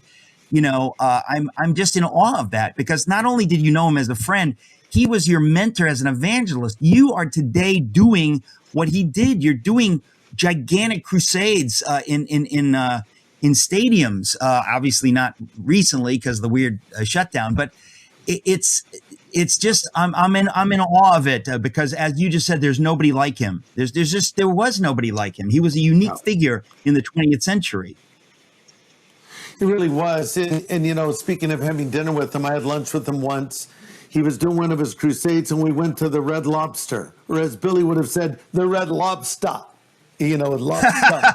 But so we're sitting there, and, you know, Billy had a ball cap on. And here's the funny thing. While we're in town where Billy's doing a crusade, there was an atheist convention happening at the same time. So we're sitting at this table, and people recognize Billy, even though he has a ball cap pulled over his face. He had sort of that profile that looked like it belonged on Mount Rushmore, you know? And it's a funny thing. Here are these atheists who were impressed by Billy Graham. Oh, hello, Mr. Graham. And they're shaking his hand. And you could tell because they had the little name tag for the convention they were at. They were part of this atheist convention. He was so kind to them. And I just thought, this is how Jesus would be. Keep up with what's trending. Subscribe on YouTube today.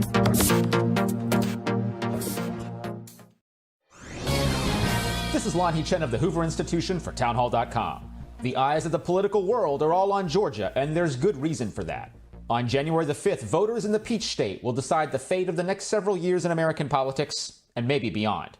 A win by either or both of incumbent Senators Kelly Loeffler and David Perdue will require President-elect Joe Biden and his liberal allies in Congress to work together with Republicans to pass common-sense legislation, rather than pursuing progressive priorities like the Green New Deal. And it will mean that some of Biden's more extreme appointments, people who either aren't qualified or who are far out of the mainstream, will be rejected by the Senate. The runoff elections on January the 5th will be held in Georgia, but their impact will be felt by more than the 10 million people who live there. All Americans should recognize that nothing short of the course our country will take for the next several years is at stake. I'm Lon Chen.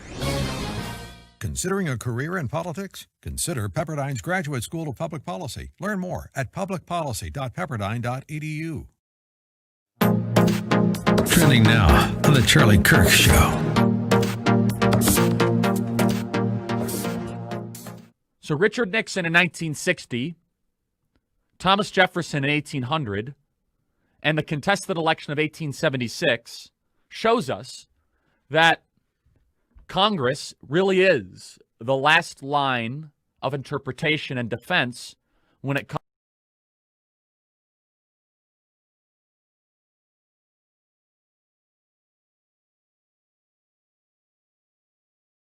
Welcome back, America. Georgia, go and vote. It's going to be close, and we need every single vote out there for David Perdue and Kelly Loeffler. I just tweeted. Up next, Jake Sherman of the brand new Punchbowl News.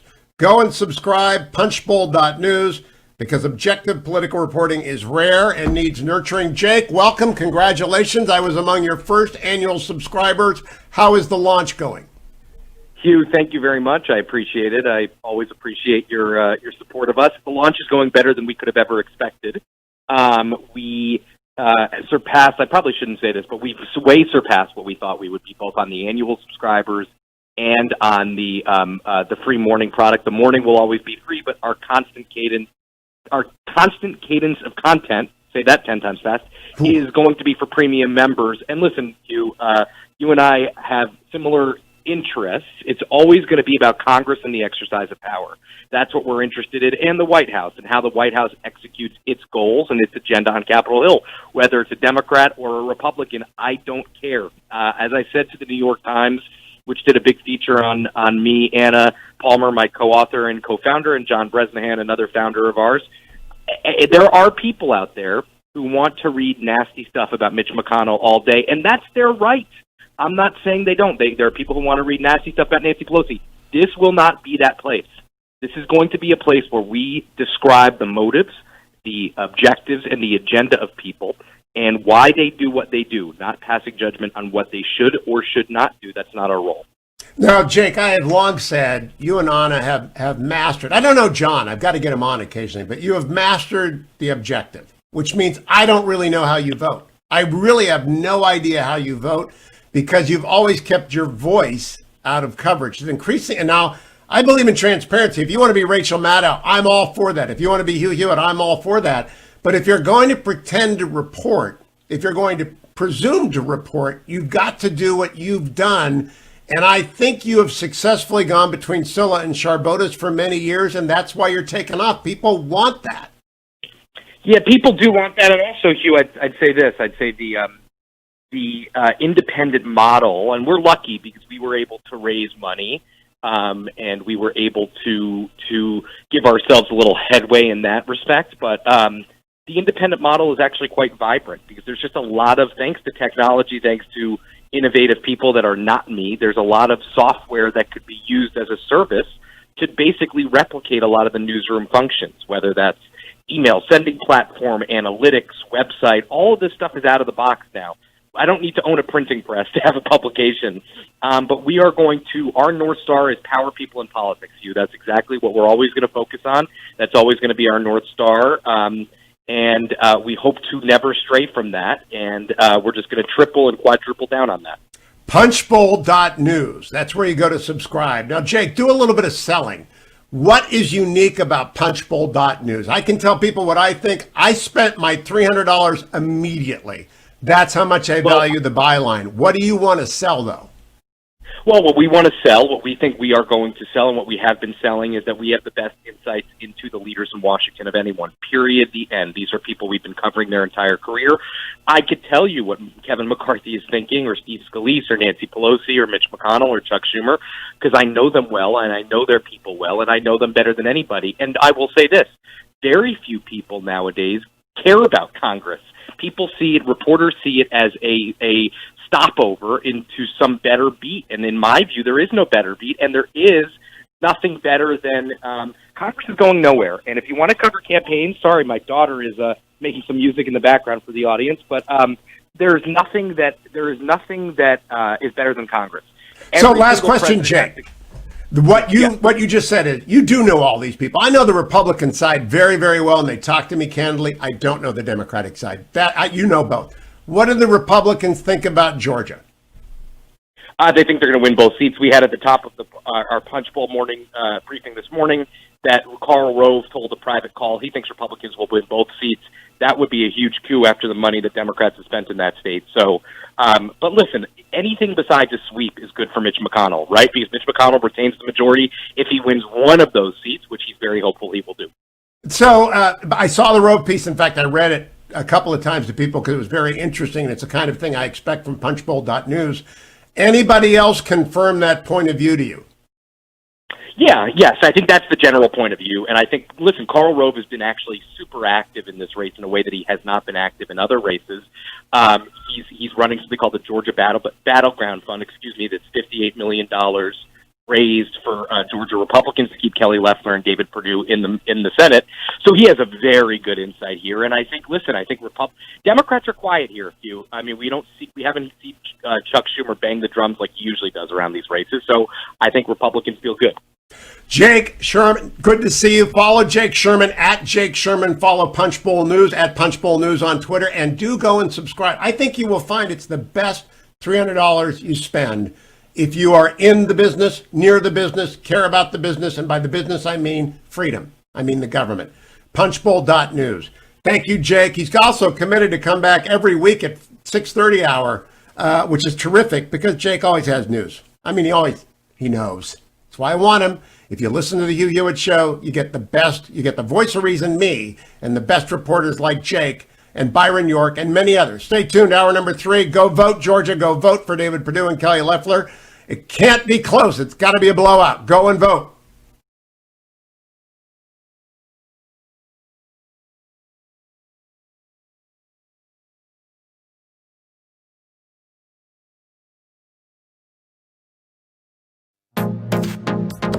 Trending now on the Mike Gallagher Show.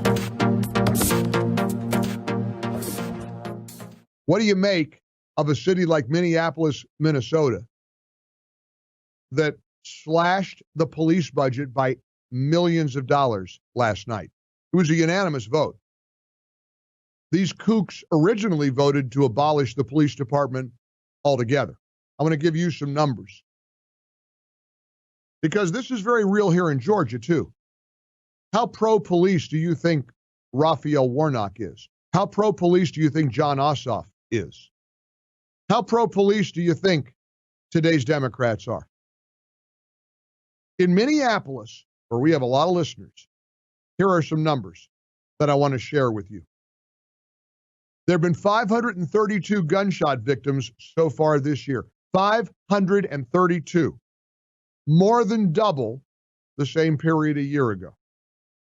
Carjackings are up 331% from the same period last year. They've had hundreds of carjackings in the streets of Minneapolis. Violent crimes have surged to 5,100 crimes. And what did Minneapolis City Council do? Unanimously voted to slash the Minneapolis Police Department's budget by $8 million. Supposedly, they'll take the money and funnel it to other city services, including mental health teams and violence prevention programs, as they try to, quote, transform police. Keep up with what's trending. Subscribe on YouTube today.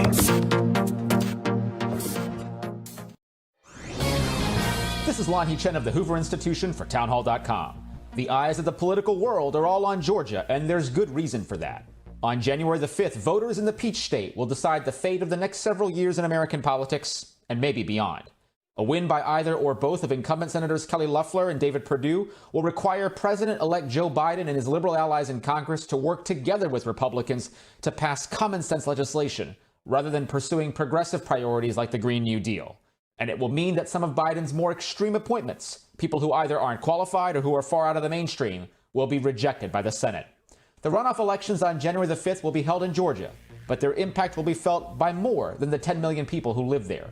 All Americans should recognize that nothing short of the course our country will take for the next several years is at stake. I'm Lanhee Chen. Considering a career in politics? Consider Pepperdine's Graduate School of Public Policy. Learn more at publicpolicy.pepperdine.edu.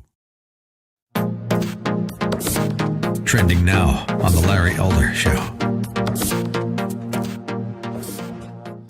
What's your current take on masks? Current take on masks is they have very little efficacy. This has been studied over and over and over again in the past, but we ignore the past, and we put together anecdotal evidence now to support mask use. And I think to mask the healthy population is just not warranted scientifically. If you're ill and you're coughing and sneezing, certainly having a mask on can reduce the respiratory secretions that come out of your mouth and potentially spread. But to mask the healthy population, in my opinion, doesn't make sense.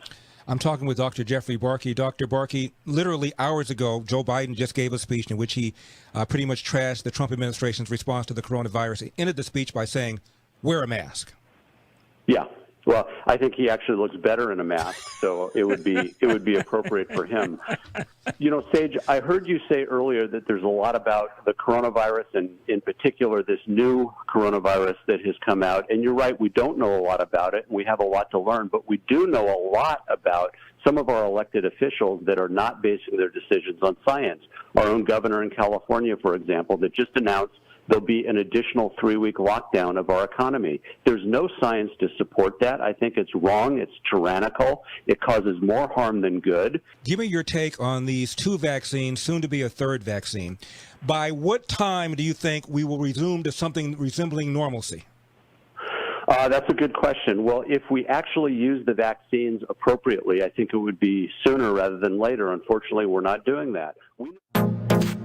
Keep up with what's trending. Subscribe on YouTube today.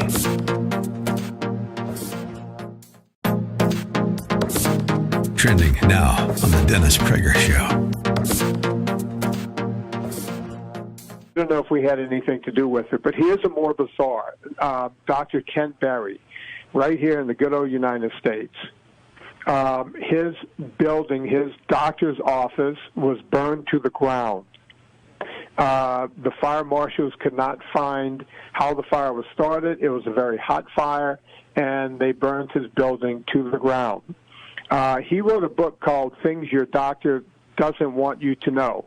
He also advocates for meat and less sugar, less grains. If that's not bizarre enough, about 4 weeks after that fire, his home burned to the ground. Oh my Again, God. they could not find anything. They couldn't find how it got started. The whole thing just incinerated. So if you think this is Vinny just being paranoid or goofy or anything else, I don't think so. I just gave you 3 wonderful examples of how this happens all the time. I have 0 horses in this race. 0. But everything I read leads me to believe that meat is good for you. I have no great love of it. I don't dislike it. I'm neutral. But I do care about your health, and had you folks listened to me from the beginning about carbs, a lot of people might have avoided type 2 diabetes. Keep up with what's trending. Subscribe on YouTube today.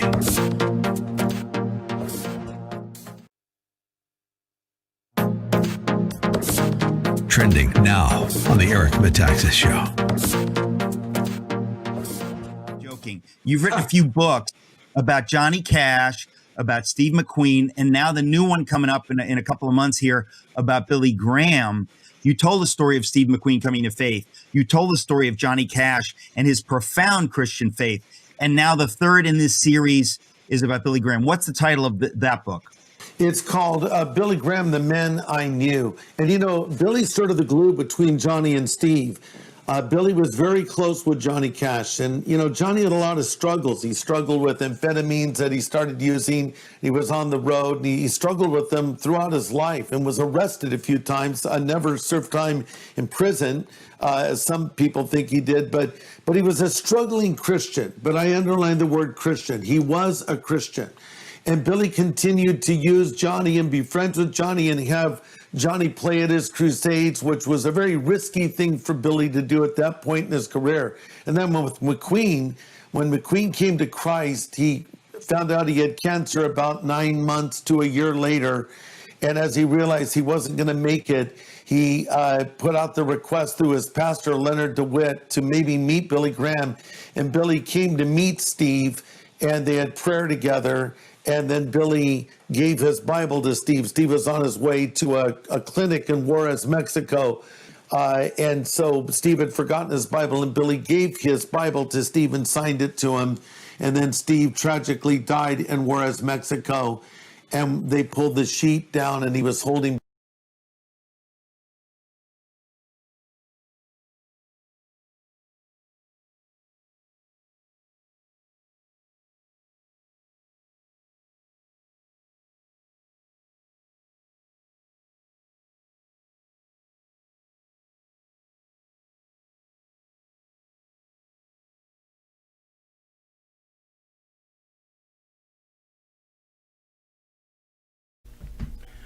Morning, glory, America. Bonjour, hi, Canada. Greetings to Albany, Georgia. AM 1590, a brand new affiliate adding to my 400 across the United States. I'm Hugh Hewitt. Thank you for listening. When we are lucky, we get Steve Kornacki to join us, NBC News analyst, and now, increasingly, Mr. Football. But I have a bone to pick with Mr. Kornacki. Good morning, Steve. Good morning, Hugh. Is it about the Browns? It is. 2 weeks ago, you assured me we had a 97% chance of being in the playoffs. Then we lost to the Jets, and we were down to an extra point conversion in the Steelers game this week. And I was muttering, Kornacki, you made me complacent. Well, I got to say, did you really think you might lose to the Jets? I couldn't imagine that was possible. Well, all of your wide receivers get pulled out on the COVID list. I don't know if you've got a variable in your models that allow for COVID destruction of your secondary 1 week and then your wide receiver core the previous week. Well, maybe as a fan, when it's been that long of a drought, 18 years for the Browns fan, maybe it was a little fun coming right up to the edge and then coming out on the right side of it for once and then actually getting in when all the dust settled. Oh, my gosh, Steve, it wasn't fun. No, it was agony. But the good news is, after having season tickets for 18 years, there is a possibility, Kornacki has not yet given me the possibility of a home game at First Energy, which I will get to if they get a home game, but it would require all three wildcard teams to win. and then the right two to win the following week because we're only the 6th seed. What do you think is the likelihood of that, Steve? Very, very slim. Not impossible, but I'd say try to win on the road. This is the year to win on the road because you don't have the same home field advantage as usual. So try to win on the road. Have you got before I turn to politics, have you got a sense of Steelers-Browns this weekend? Assuming Olivier Vernon is out with an Achilles tendon tear. That's sad. But I think everybody else will be back that matters for the Browns. I think Joe Hayden may be out for the Steelers. I want to know which Steelers team shows up. Which Big Ben shows up. I mean, the 11-0 version. Or the team that hit the skids in December, and that only seemed to right it in that second half against the Colts. They were the least impressive 11-0 team, I'd say, that we've seen in a while. But they've been capable of turning it on. I'm not sure they're going to, but I think tell me which Steelers team shows up, and I'll. Hey, Steve, personal note: how much time do you spend on football? The last month I spent a ton on it, and it's been great because I could tell people it's for my job. But even before this, I would watch every Sunday. I've been doing it my whole life, pretty much. You obviously bring to sports what you bring to politics, which is deep dive. It's like if I try and talk basketball to people, they know right away I don't know what I'm talking about. And if I try and talk about any team that's not Cleveland, they know I'm just a fan of Cleveland. But you actually have breadth and depth on this. So I got a quick question for you. Urban Meyer is said to be going to the Jacksonville Jaguars. You listen to the show most day. You think that's a good fit? I do.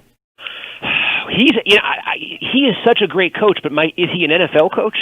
The culture of the college game and what the kind of the role the coach has in the college game versus the role the coach plays in the NFL game. I think that's my one question.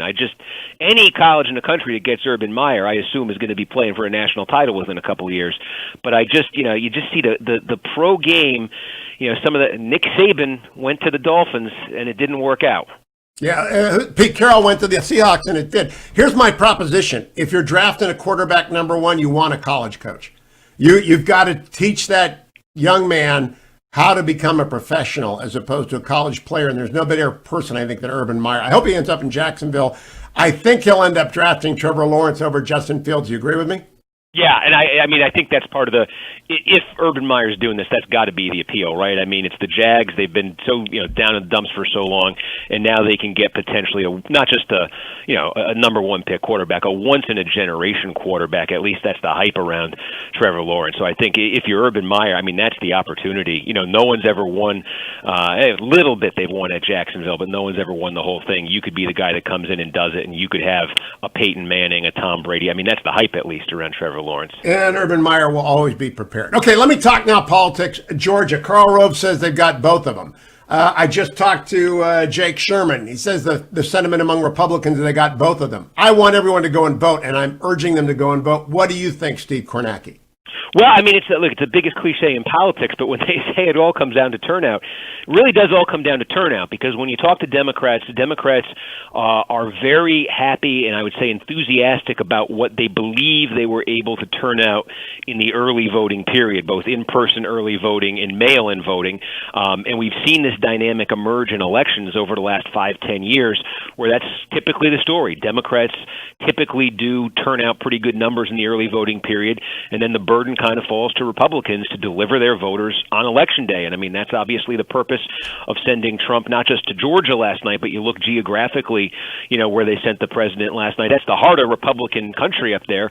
The variable there for Republicans is turnout. There are Republican voters there. Can you get them to turn out to vote today? And I think they're going to need a big number, over 1 million, maybe well over 1 million of Election Day voters. But the expectation is Republicans will win the Election Day vote today. There just needs to be enough of it for them to overcome what I think the Democrats probably racked up over the last month. Now, pollsters stayed away from this race, and I think with good reason. I've got in front of me the Financial Times story of December 29th, Steve Kornacki, underestimating Trump, the U.S. polling industry under fire. I think they took the results of November 2 and said, we're just not going to play in this game until we know what we're doing. Is that what happened? I think there was a lot of hesitation on this, and I think there was also just a recognition that take a look at the results in Georgia in November. I mean, massive turnout, presidential races decided by 0.2 point. You look on the Senate side, Perdue finished ahead of Ossoff, but it was just by over 1 point. You look at the cumulative Democratic total in the other Senate race, cumulative Republican total, you're talking about a difference of about 45,000 votes. So I think everybody kind of recognized, look, the battle lines are basically drawn on this. This is going to be kind of fought around the edges, and so we don't need a poll to tell us this is a very competitive race.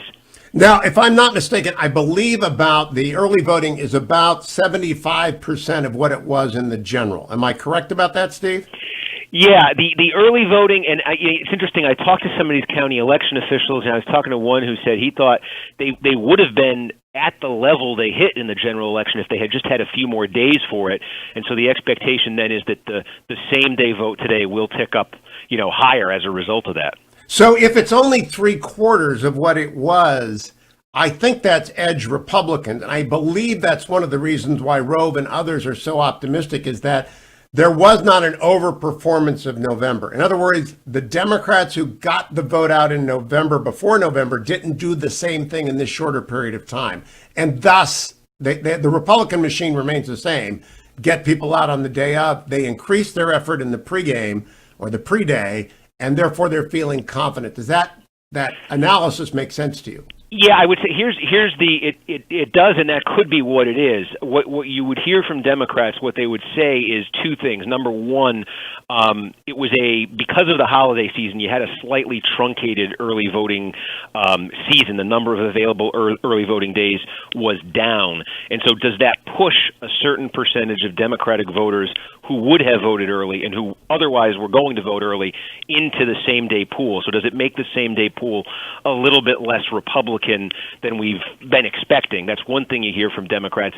And the other thing you hear from Democrats is there is a hope on their part that there's a small number of swing voters in November, folks who voted for Biden and then voted for Republicans in the Senate race.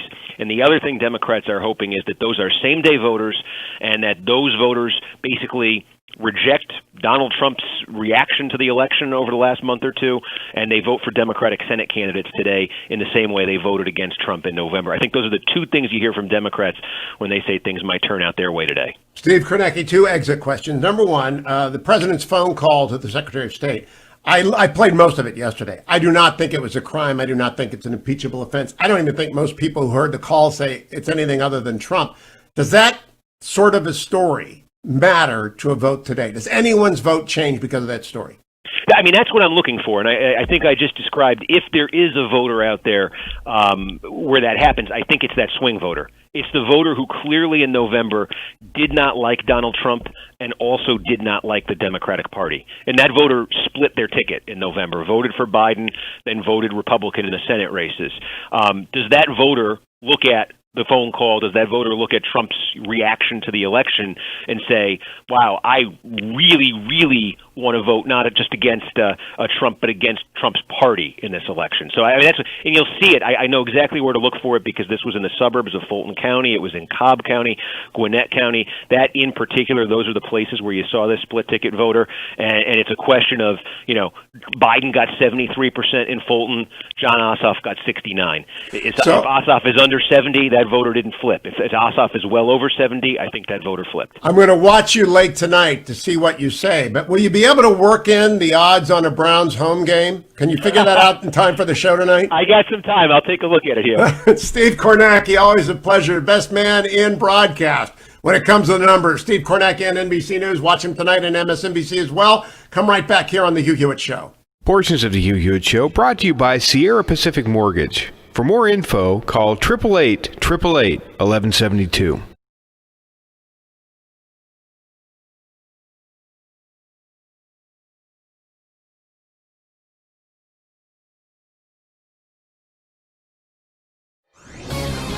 This is Lanhee Chen of the Hoover Institution for Townhall.com. The eyes of the political world are all on Georgia, and there's good reason for that. On January the 5th, voters in the Peach State will decide the fate of the next several years in American politics and maybe beyond.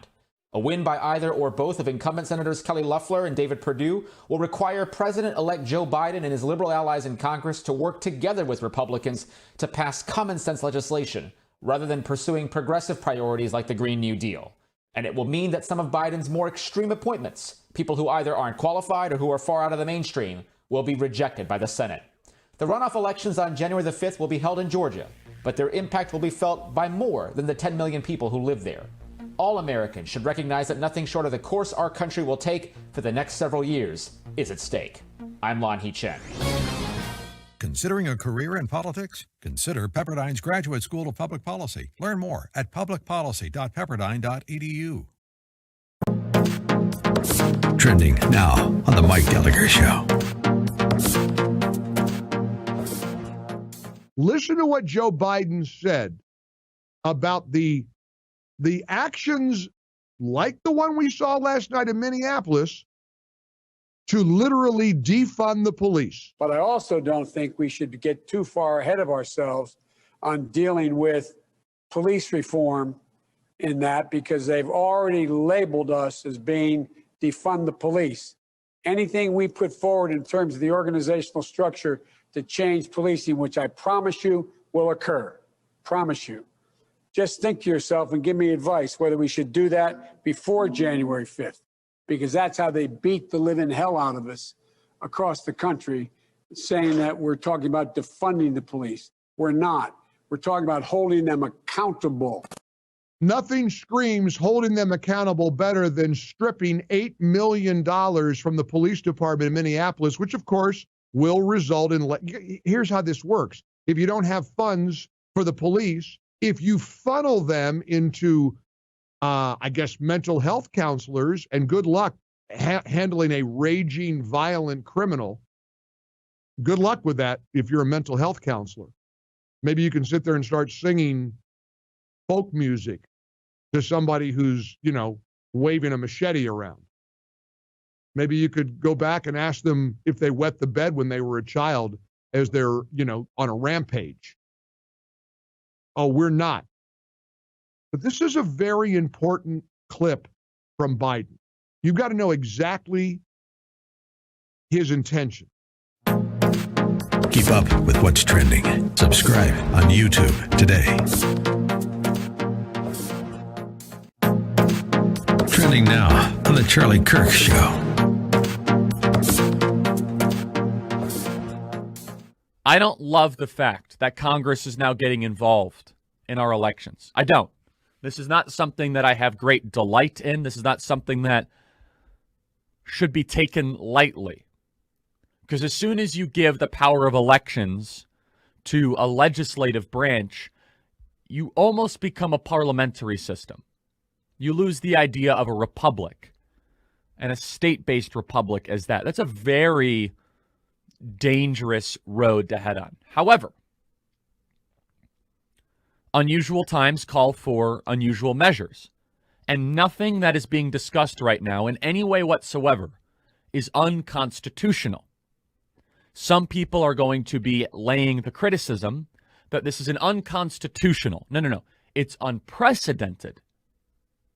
Outside of the election of 1876, which we'll dive into as a kind of refresher course, as we've talked about here before, it definitely has not been done in the last 150 years, but it's not unconstitutional. Now, there is an argument to be made that Congress does not have this authority.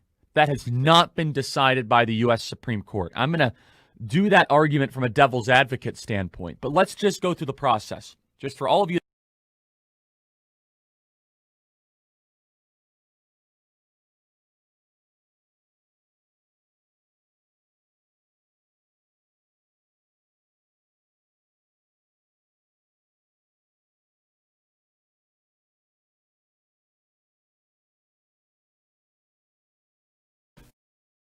Welcome back, America. Jerry and the Pacemakers, very, very big in the 60s. Actually rivaled the Beatles for a year there. Jerry passed away on Sunday. Hey, Georgia, go and vote. Why? Because Chuck Schumer, if the Democrats win, if Ossoff and Warnock win, The Democrats are going to annex Georgia to Manhattan. Cut number 1, Chuck Schumer on Election Day in November. Now we take Georgia, and then we change the world. Yeah! I'm sorry, can you repeat that, Mr. Schumer? Now we take Georgia, and then we change America. And what do you mean? Who are these people? John Ossoff, cut number 2. We need to send a message this year. We need to send a message that if you indulge this kind of politics, you're not just going to get beaten. You're going to get beaten so bad you can never run or show your face again in public. Isn't that what you want, Georgia? A McCarthyite, a left-wing, Chinese Communist Party, money-taking ideologue of the extreme left. That's John Ossoff. Well, no matter how far left he is, Raphael Warnock is further to the left. Cut number 4. America, nobody can serve God and the military. Those are the Georgia Democrats. Now, the Georgia Republicans are Kelly Loeffler and David Perdue, and they are both mainstream. They are both great senators, and they will do the job for you, but you got to get up and you got to go vote. Republicans need a big turnout today. They're counting on it. President Trump in Georgia last night, he said this about Raphael Warnock, cut number 10. Warnock is the most radical and dangerous left-wing candidate ever to seek this office, and certainly in the state of Georgia, and he does not have your values. Warnock has publicly declared his support for socialism, and he once welcomed the anti-American communist dictator Fidel Castro to his So what does Donald Trump have to say about John Ossoff? Cut number 12. John Ossoff is an unhinged radical leftist. He's not a senator. He's not a senator. That's not a senator. Ossoff said that he's very proud to be endorsed by socialist crazy Bernie Sanders. He's weak on China. He promoted Chinese propaganda, and then he failed to disclose his business ties to the Chinese Communist Party. Other than that, he's a wonderful guy, right? Cut number 13. What does the president think is going to happen?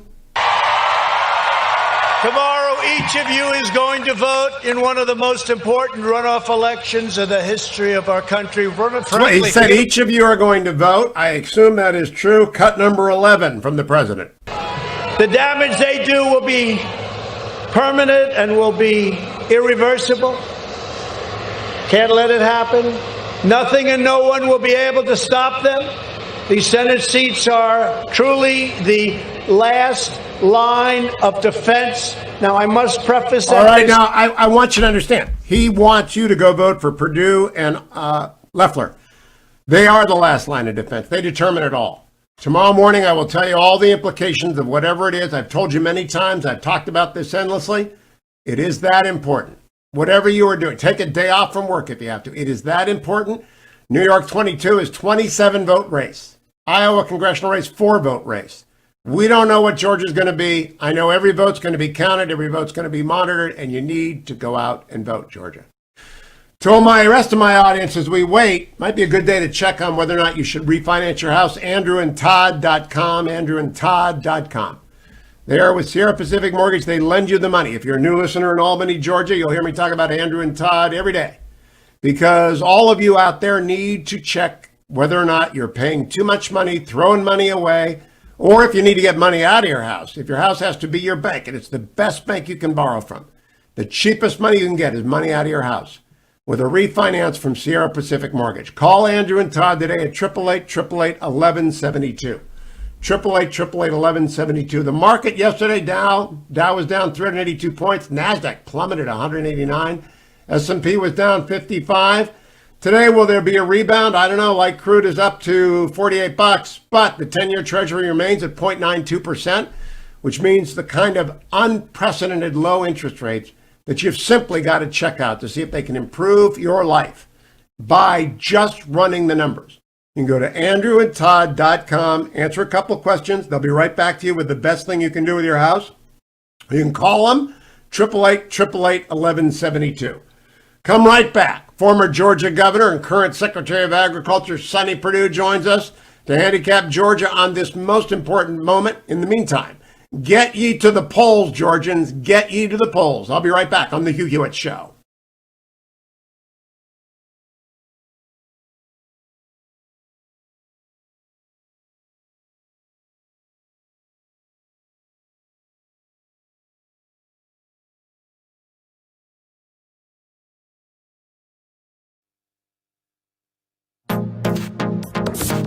Trending now on The Larry Elder Show. In fact, we are now ground zero of all the 50 states for COVID-19. What does that say? Well, that's cases, Sage. That's cases. That's not illness. So Right. California is number 40 in mortality, but we are number 1 in testing. So we do more testing than any other state. And so it's a very, very different between cases and illness. And the more you test, the more cases you get. We're testing over 2 million people a day. Compare that to last March, April, May, where we were testing somewhere in the 200 to 300,000 range. Now we're testing 2 million. If the testing is, let's say, 2% false positives, 2% of a million, that's a lot of people that are testing positive but don't actually have the illness. Mm-hmm. What does your gut tell you, Dr. Barkey, about the percentage of Americans who have already contracted the coronavirus? 5%, 10%, 20%? What do you think? Oh, I think it's higher than that, because I'm seeing patients that were ill last year and pretty ill, and they come in and we do antibody testing, and they're positive for that. I don't know what the actual number is, but I'd guess it's more in the 40% range. So this is really common. It's a respiratory illness, and what I mean by that is it's spread by respiratory droplets, primarily from people that are ill, that are coughing and sneezing. There is little evidence that there's much asymptomatic spread going on. And when you're asymptomatic, of course, you don't know you are. No, you don't. And, you know, the British Journal of Medicine recently reported evidence of asymptomatic spread is insufficient to justify mass testing for COVID-19, and I agree with them. Mm-hmm. Keep up with what's trending. Subscribe on YouTube today.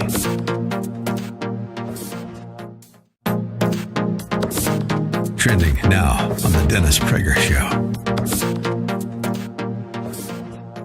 I asked you if you have been personally threatened. Is this a rare thing? Is this something that is somewhat constant?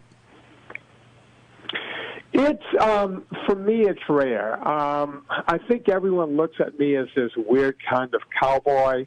They know that I have a concealed carry. You know, I'll make that very, very plain and out there.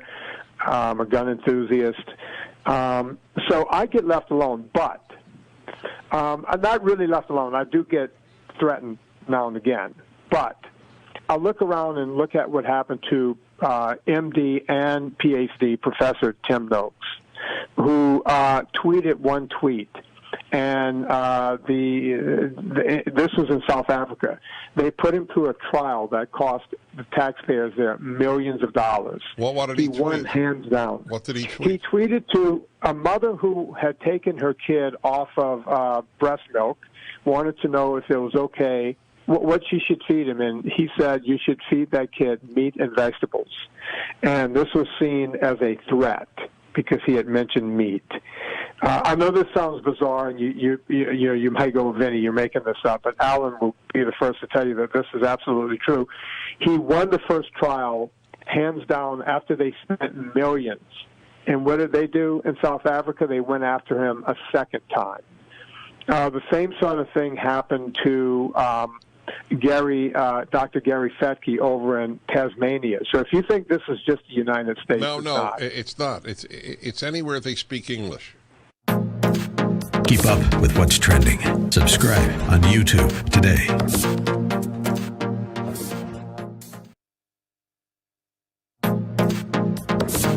Trending now on the Eric Metaxas Show.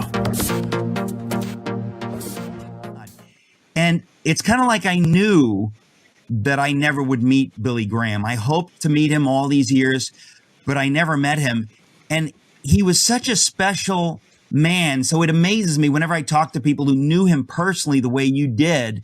You know, I'm just in awe of that, because not only did you know him as a friend, he was your mentor as an evangelist. You are today doing what he did. You're doing gigantic crusades in stadiums. Obviously not recently because of the weird shutdown, but it's just I'm in awe of it because, as you just said, there's nobody like him. There was nobody like him. He was a unique figure in the 20th century.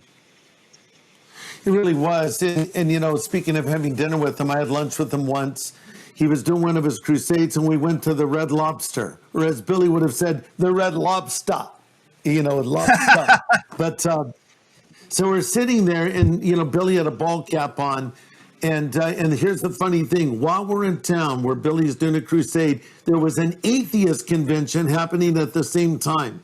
So we're sitting at this table and people recognize Billy, even though he has a ball cap pulled over his face. He had sort of that profile that looked like it belonged on Mount Rushmore.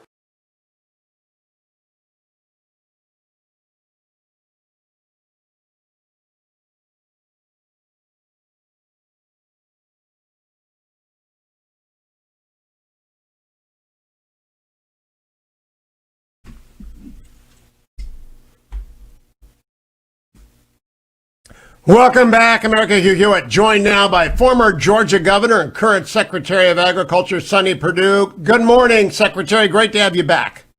Good to be back with you again, Hugh. Hope you're having a great day. I am. I got a new affiliate in Albany, Georgia. I don't know much about Albany, Governor. What can you tell me about that?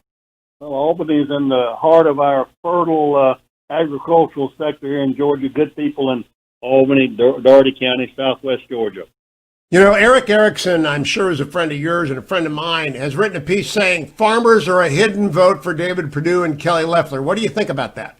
I think that's true. Farmers are basically want good, sound government. They want government that works, and they see that David and Kelly have voted for the Trump policies that have enabled them to continue to survive and thrive, and I think they're going to want more of it. They don't want a hard left turn to socialism.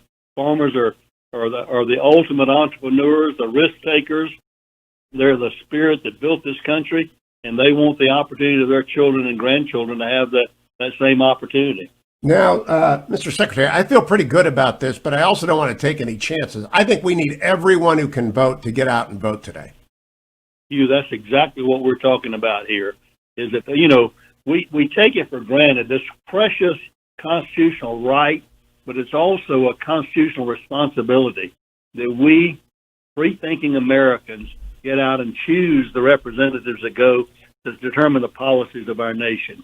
Americans and Georgians want balanced government. They don't think really either side ought to have full control. And if these two races are not successful, if David and Kelly are not elected, Chuck Schumer, Nancy Pelosi, Harris, Biden, AOC will have a blank check for the policies of America. Now, Governor Perdue, you're very popular in Georgia, and I'd like you just to talk a little bit about David Perdue and Kelly Loeffler as someone who knows them, as opposed to pundits who are talking around tables every night who don't actually know them, or people like me that just know them from the radio. You know them. Tell us about them. Well, I know David very, very well. David and I are first cousins. Our fathers were brothers. We grew up in Middle Georgia together, playing and sports and playing in the fields and working alongside one another in a farming community that had a never lay down, never quit, never give up, do what it takes kind of attitude. That was our family DNA. And David had a very successful career as a corporate executive, led Dollar General as CEO, and then came back to Georgia and retired there and had a very comfortable life. He came to my wife and me, Mary and I, and said, I'm worried about America in this direction.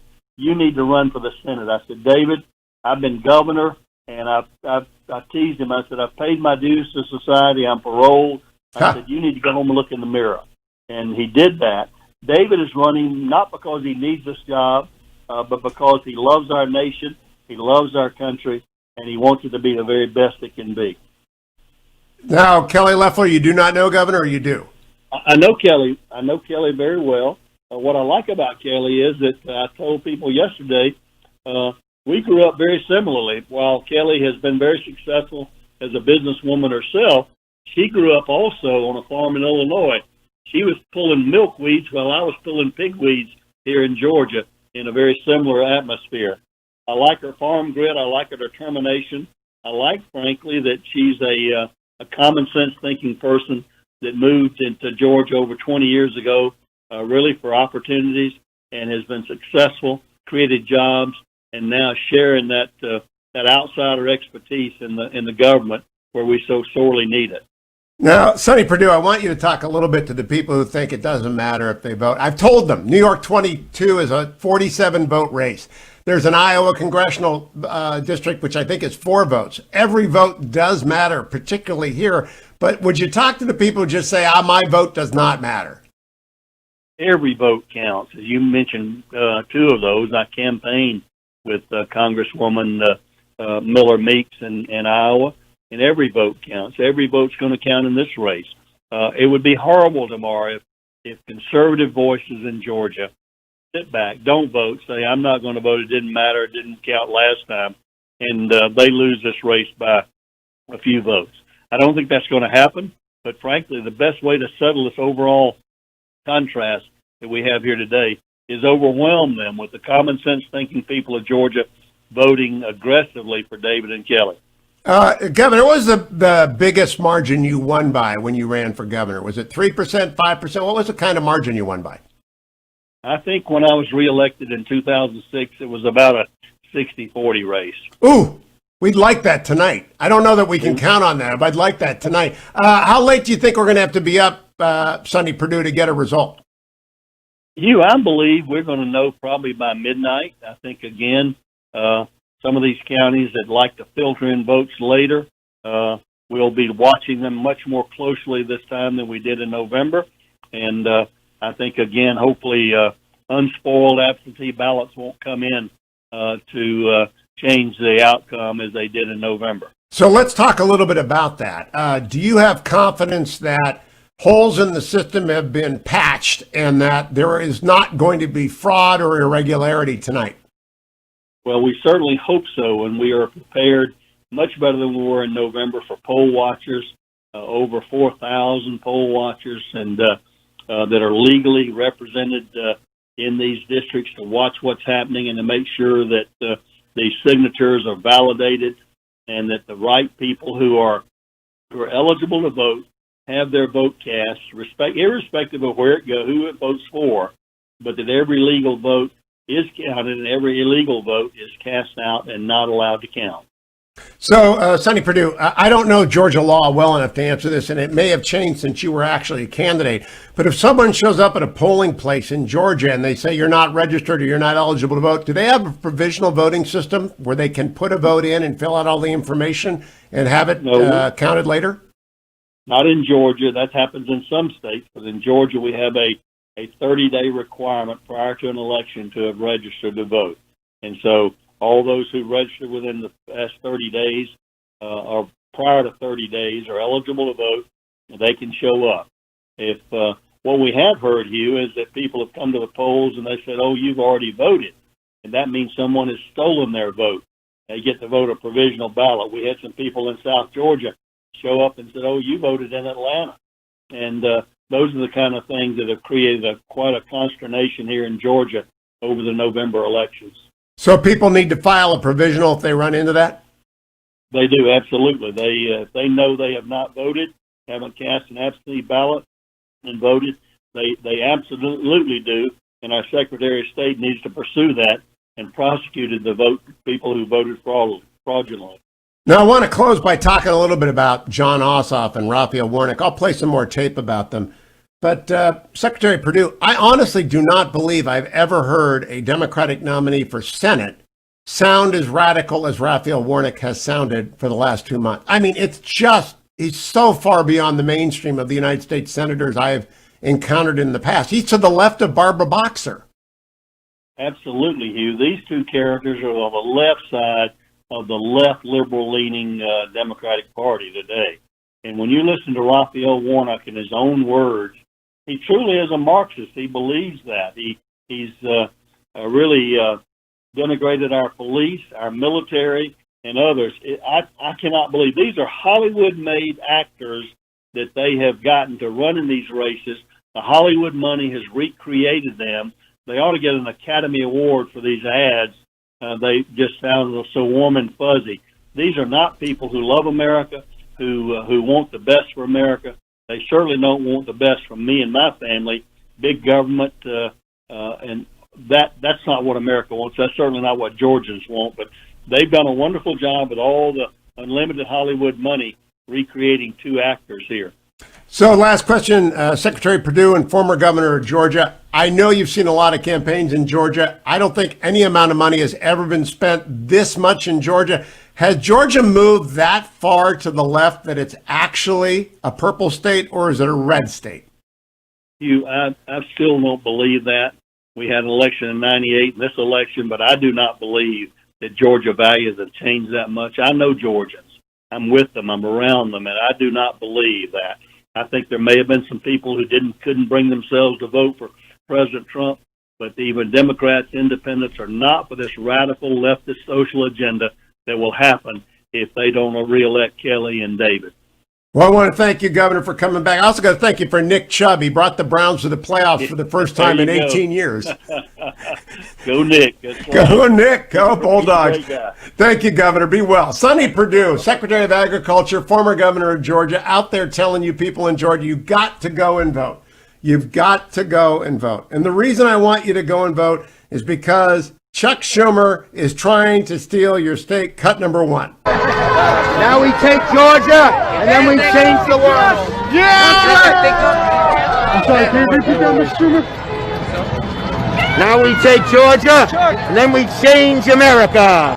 That is what he's trying to do. Trying to take Georgia. So Georgia, do not let that happen. And Raphael Warnock, cut number 4. America, nobody can serve God and the military. That is not made up. That is not edited. That's Raphael Warnock speaking what he believes, and Georgia is a military state.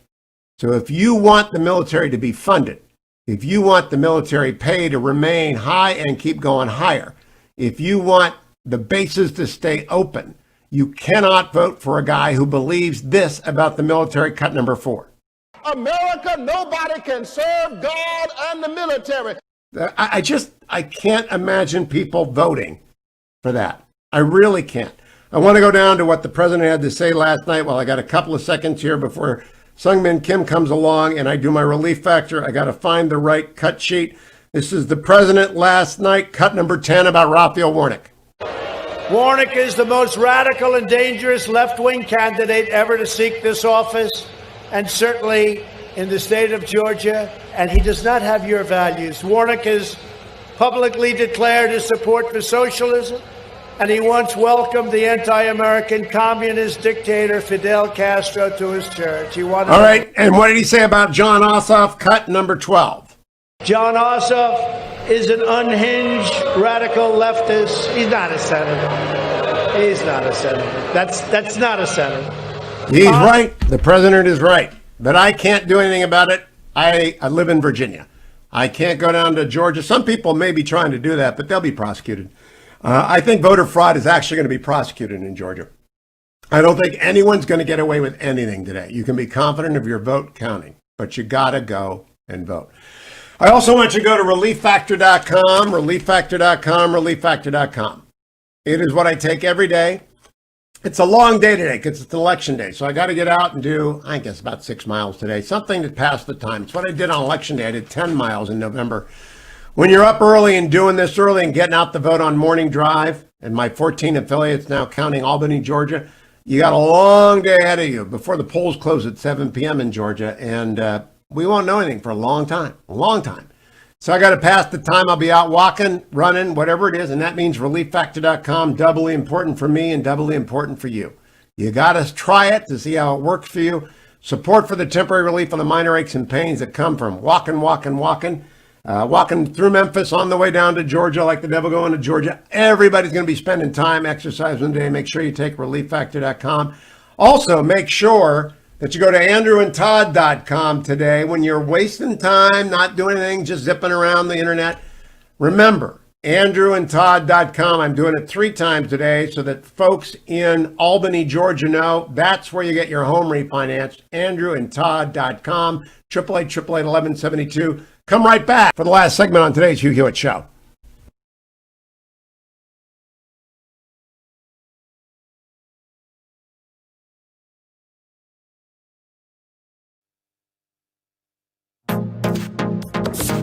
Trending now on the Larry Elder Show. In fact, we we are now ground zero of all the 50 states for COVID-19. What does that say?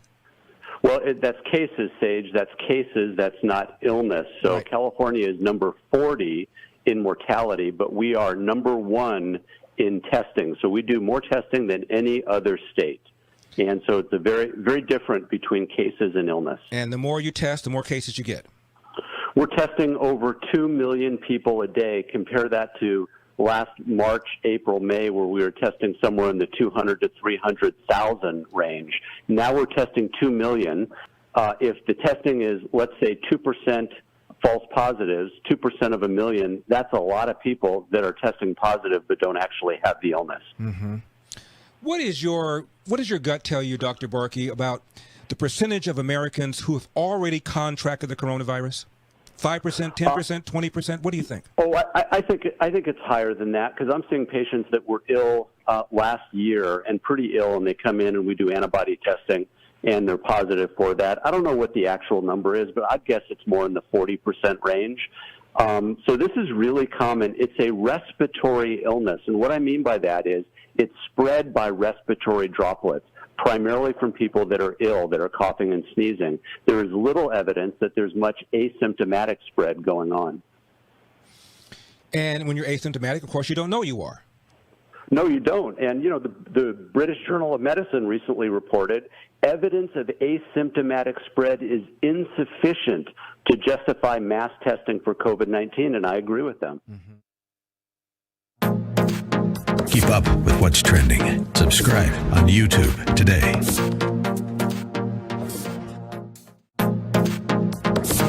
Trending now on the Dennis Prager Show. I asked you if you have been personally threatened. Is this a rare thing? Is this something that is somewhat constant? It's for me, it's rare. I think everyone looks at me as this weird kind of cowboy. They know that I have a concealed carry. You know, I make that very, very plain and out there. I'm a gun enthusiast.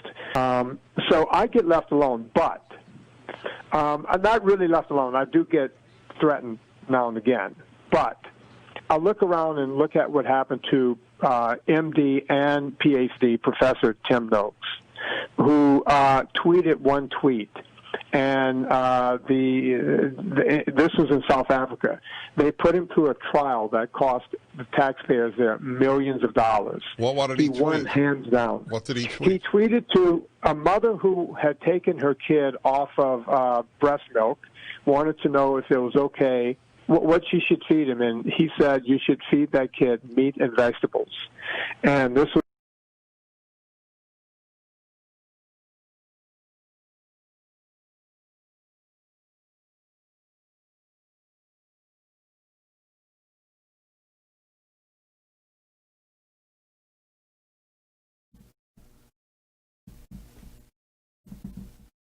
Welcome back, America. It's Hugh Hewitt. Seung Min Kim is with the Washington Post. She has covered the Congress for so long. She's a White House reporter now, and she's my friend from the days when she would get up early on Saturday morning and do the Hugh Hewitt Show on MSNBC with me. She never complained. She always showed up. Good morning, Seung Min. How are you?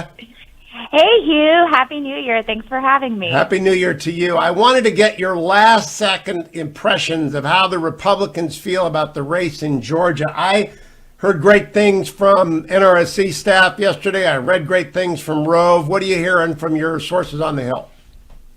So I think they're definitely not taking any vote for granted and kind of biting their fingernails right now. And Mitch McConnell and his top ranks are clearly examining every vote, where you can turn out every single last vote, because at a minimum, we know this is going to be a very, very close race. I think that is pretty clear. And I think Republicans have been looking at the early vote turnout and knowing that the early voting totals generally favor Democrats. They were really pushing hard for a really strong Election Day turnout today in Georgia to make up that difference.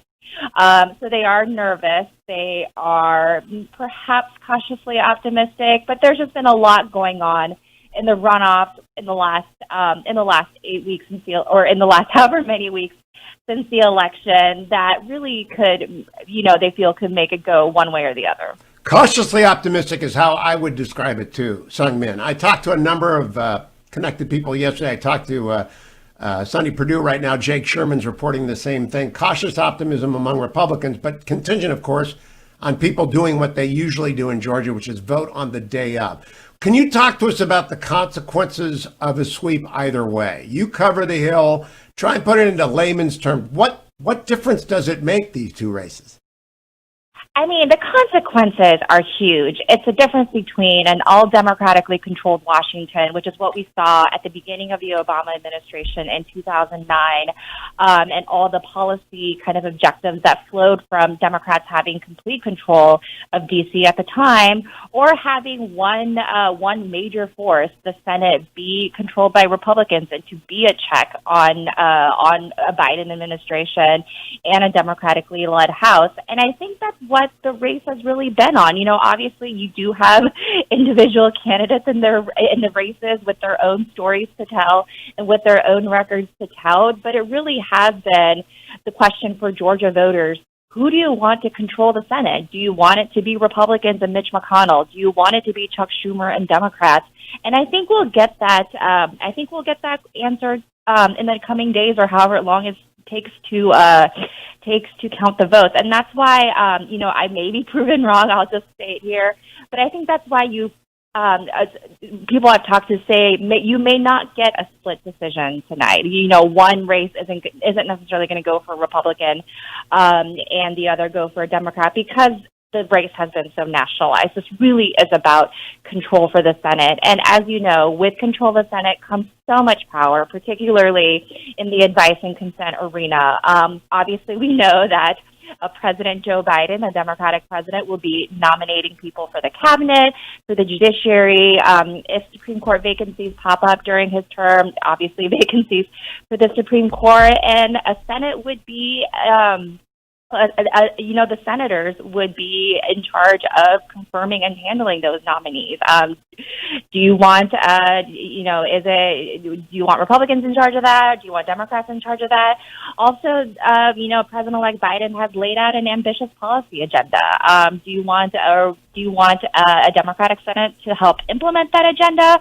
Or do you want Republicans to counterbalance it? It's a really fascinating question that I think Georgia voters will help us answer. And in the weeds, there is the prospect of a reconciliation, simple majority transition on taxes and finances. You're very close to the Senator Grassley's staff. You know them very well. You're an Iowan yourself. And, if you get majorities in both houses, you don't need a filibuster proof.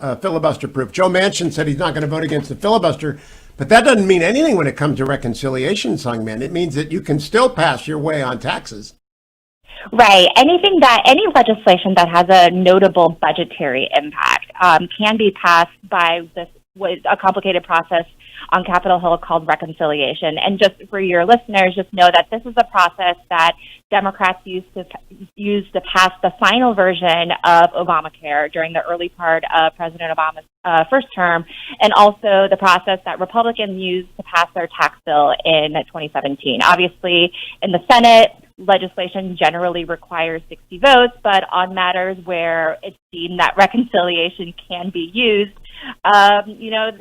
51 or just a simple majority would be okay. So obviously this may not affect policies that we've heard of coming from Democrats, such as perhaps adding seats to the Supreme Court, because there doesn't seem to be an obvious budgetary impact there.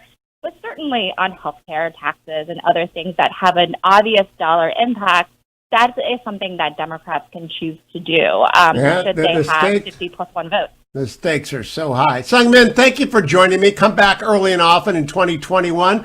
I want to close by exhorting everyone to go and vote in Georgia, and by letting people know our friend Selena Zito had emergency surgery. She's in the hospital. She will recover, but that's why she wasn't here on Monday. Your prayers are appreciated. She's got nothing to do with COVID, but she had a little close shave there, and we are glad that she got to the hospital. Always trust your instincts, Selena. Prayers for your quick recovery, Georgia. Prayers that you go and do your civic duty. Go and vote for David Perdue and Kelly Loeffler, and keep America strong. Thank you. I'll talk to you tomorrow with all the results from Georgia on the next Hugh Hewitt Show.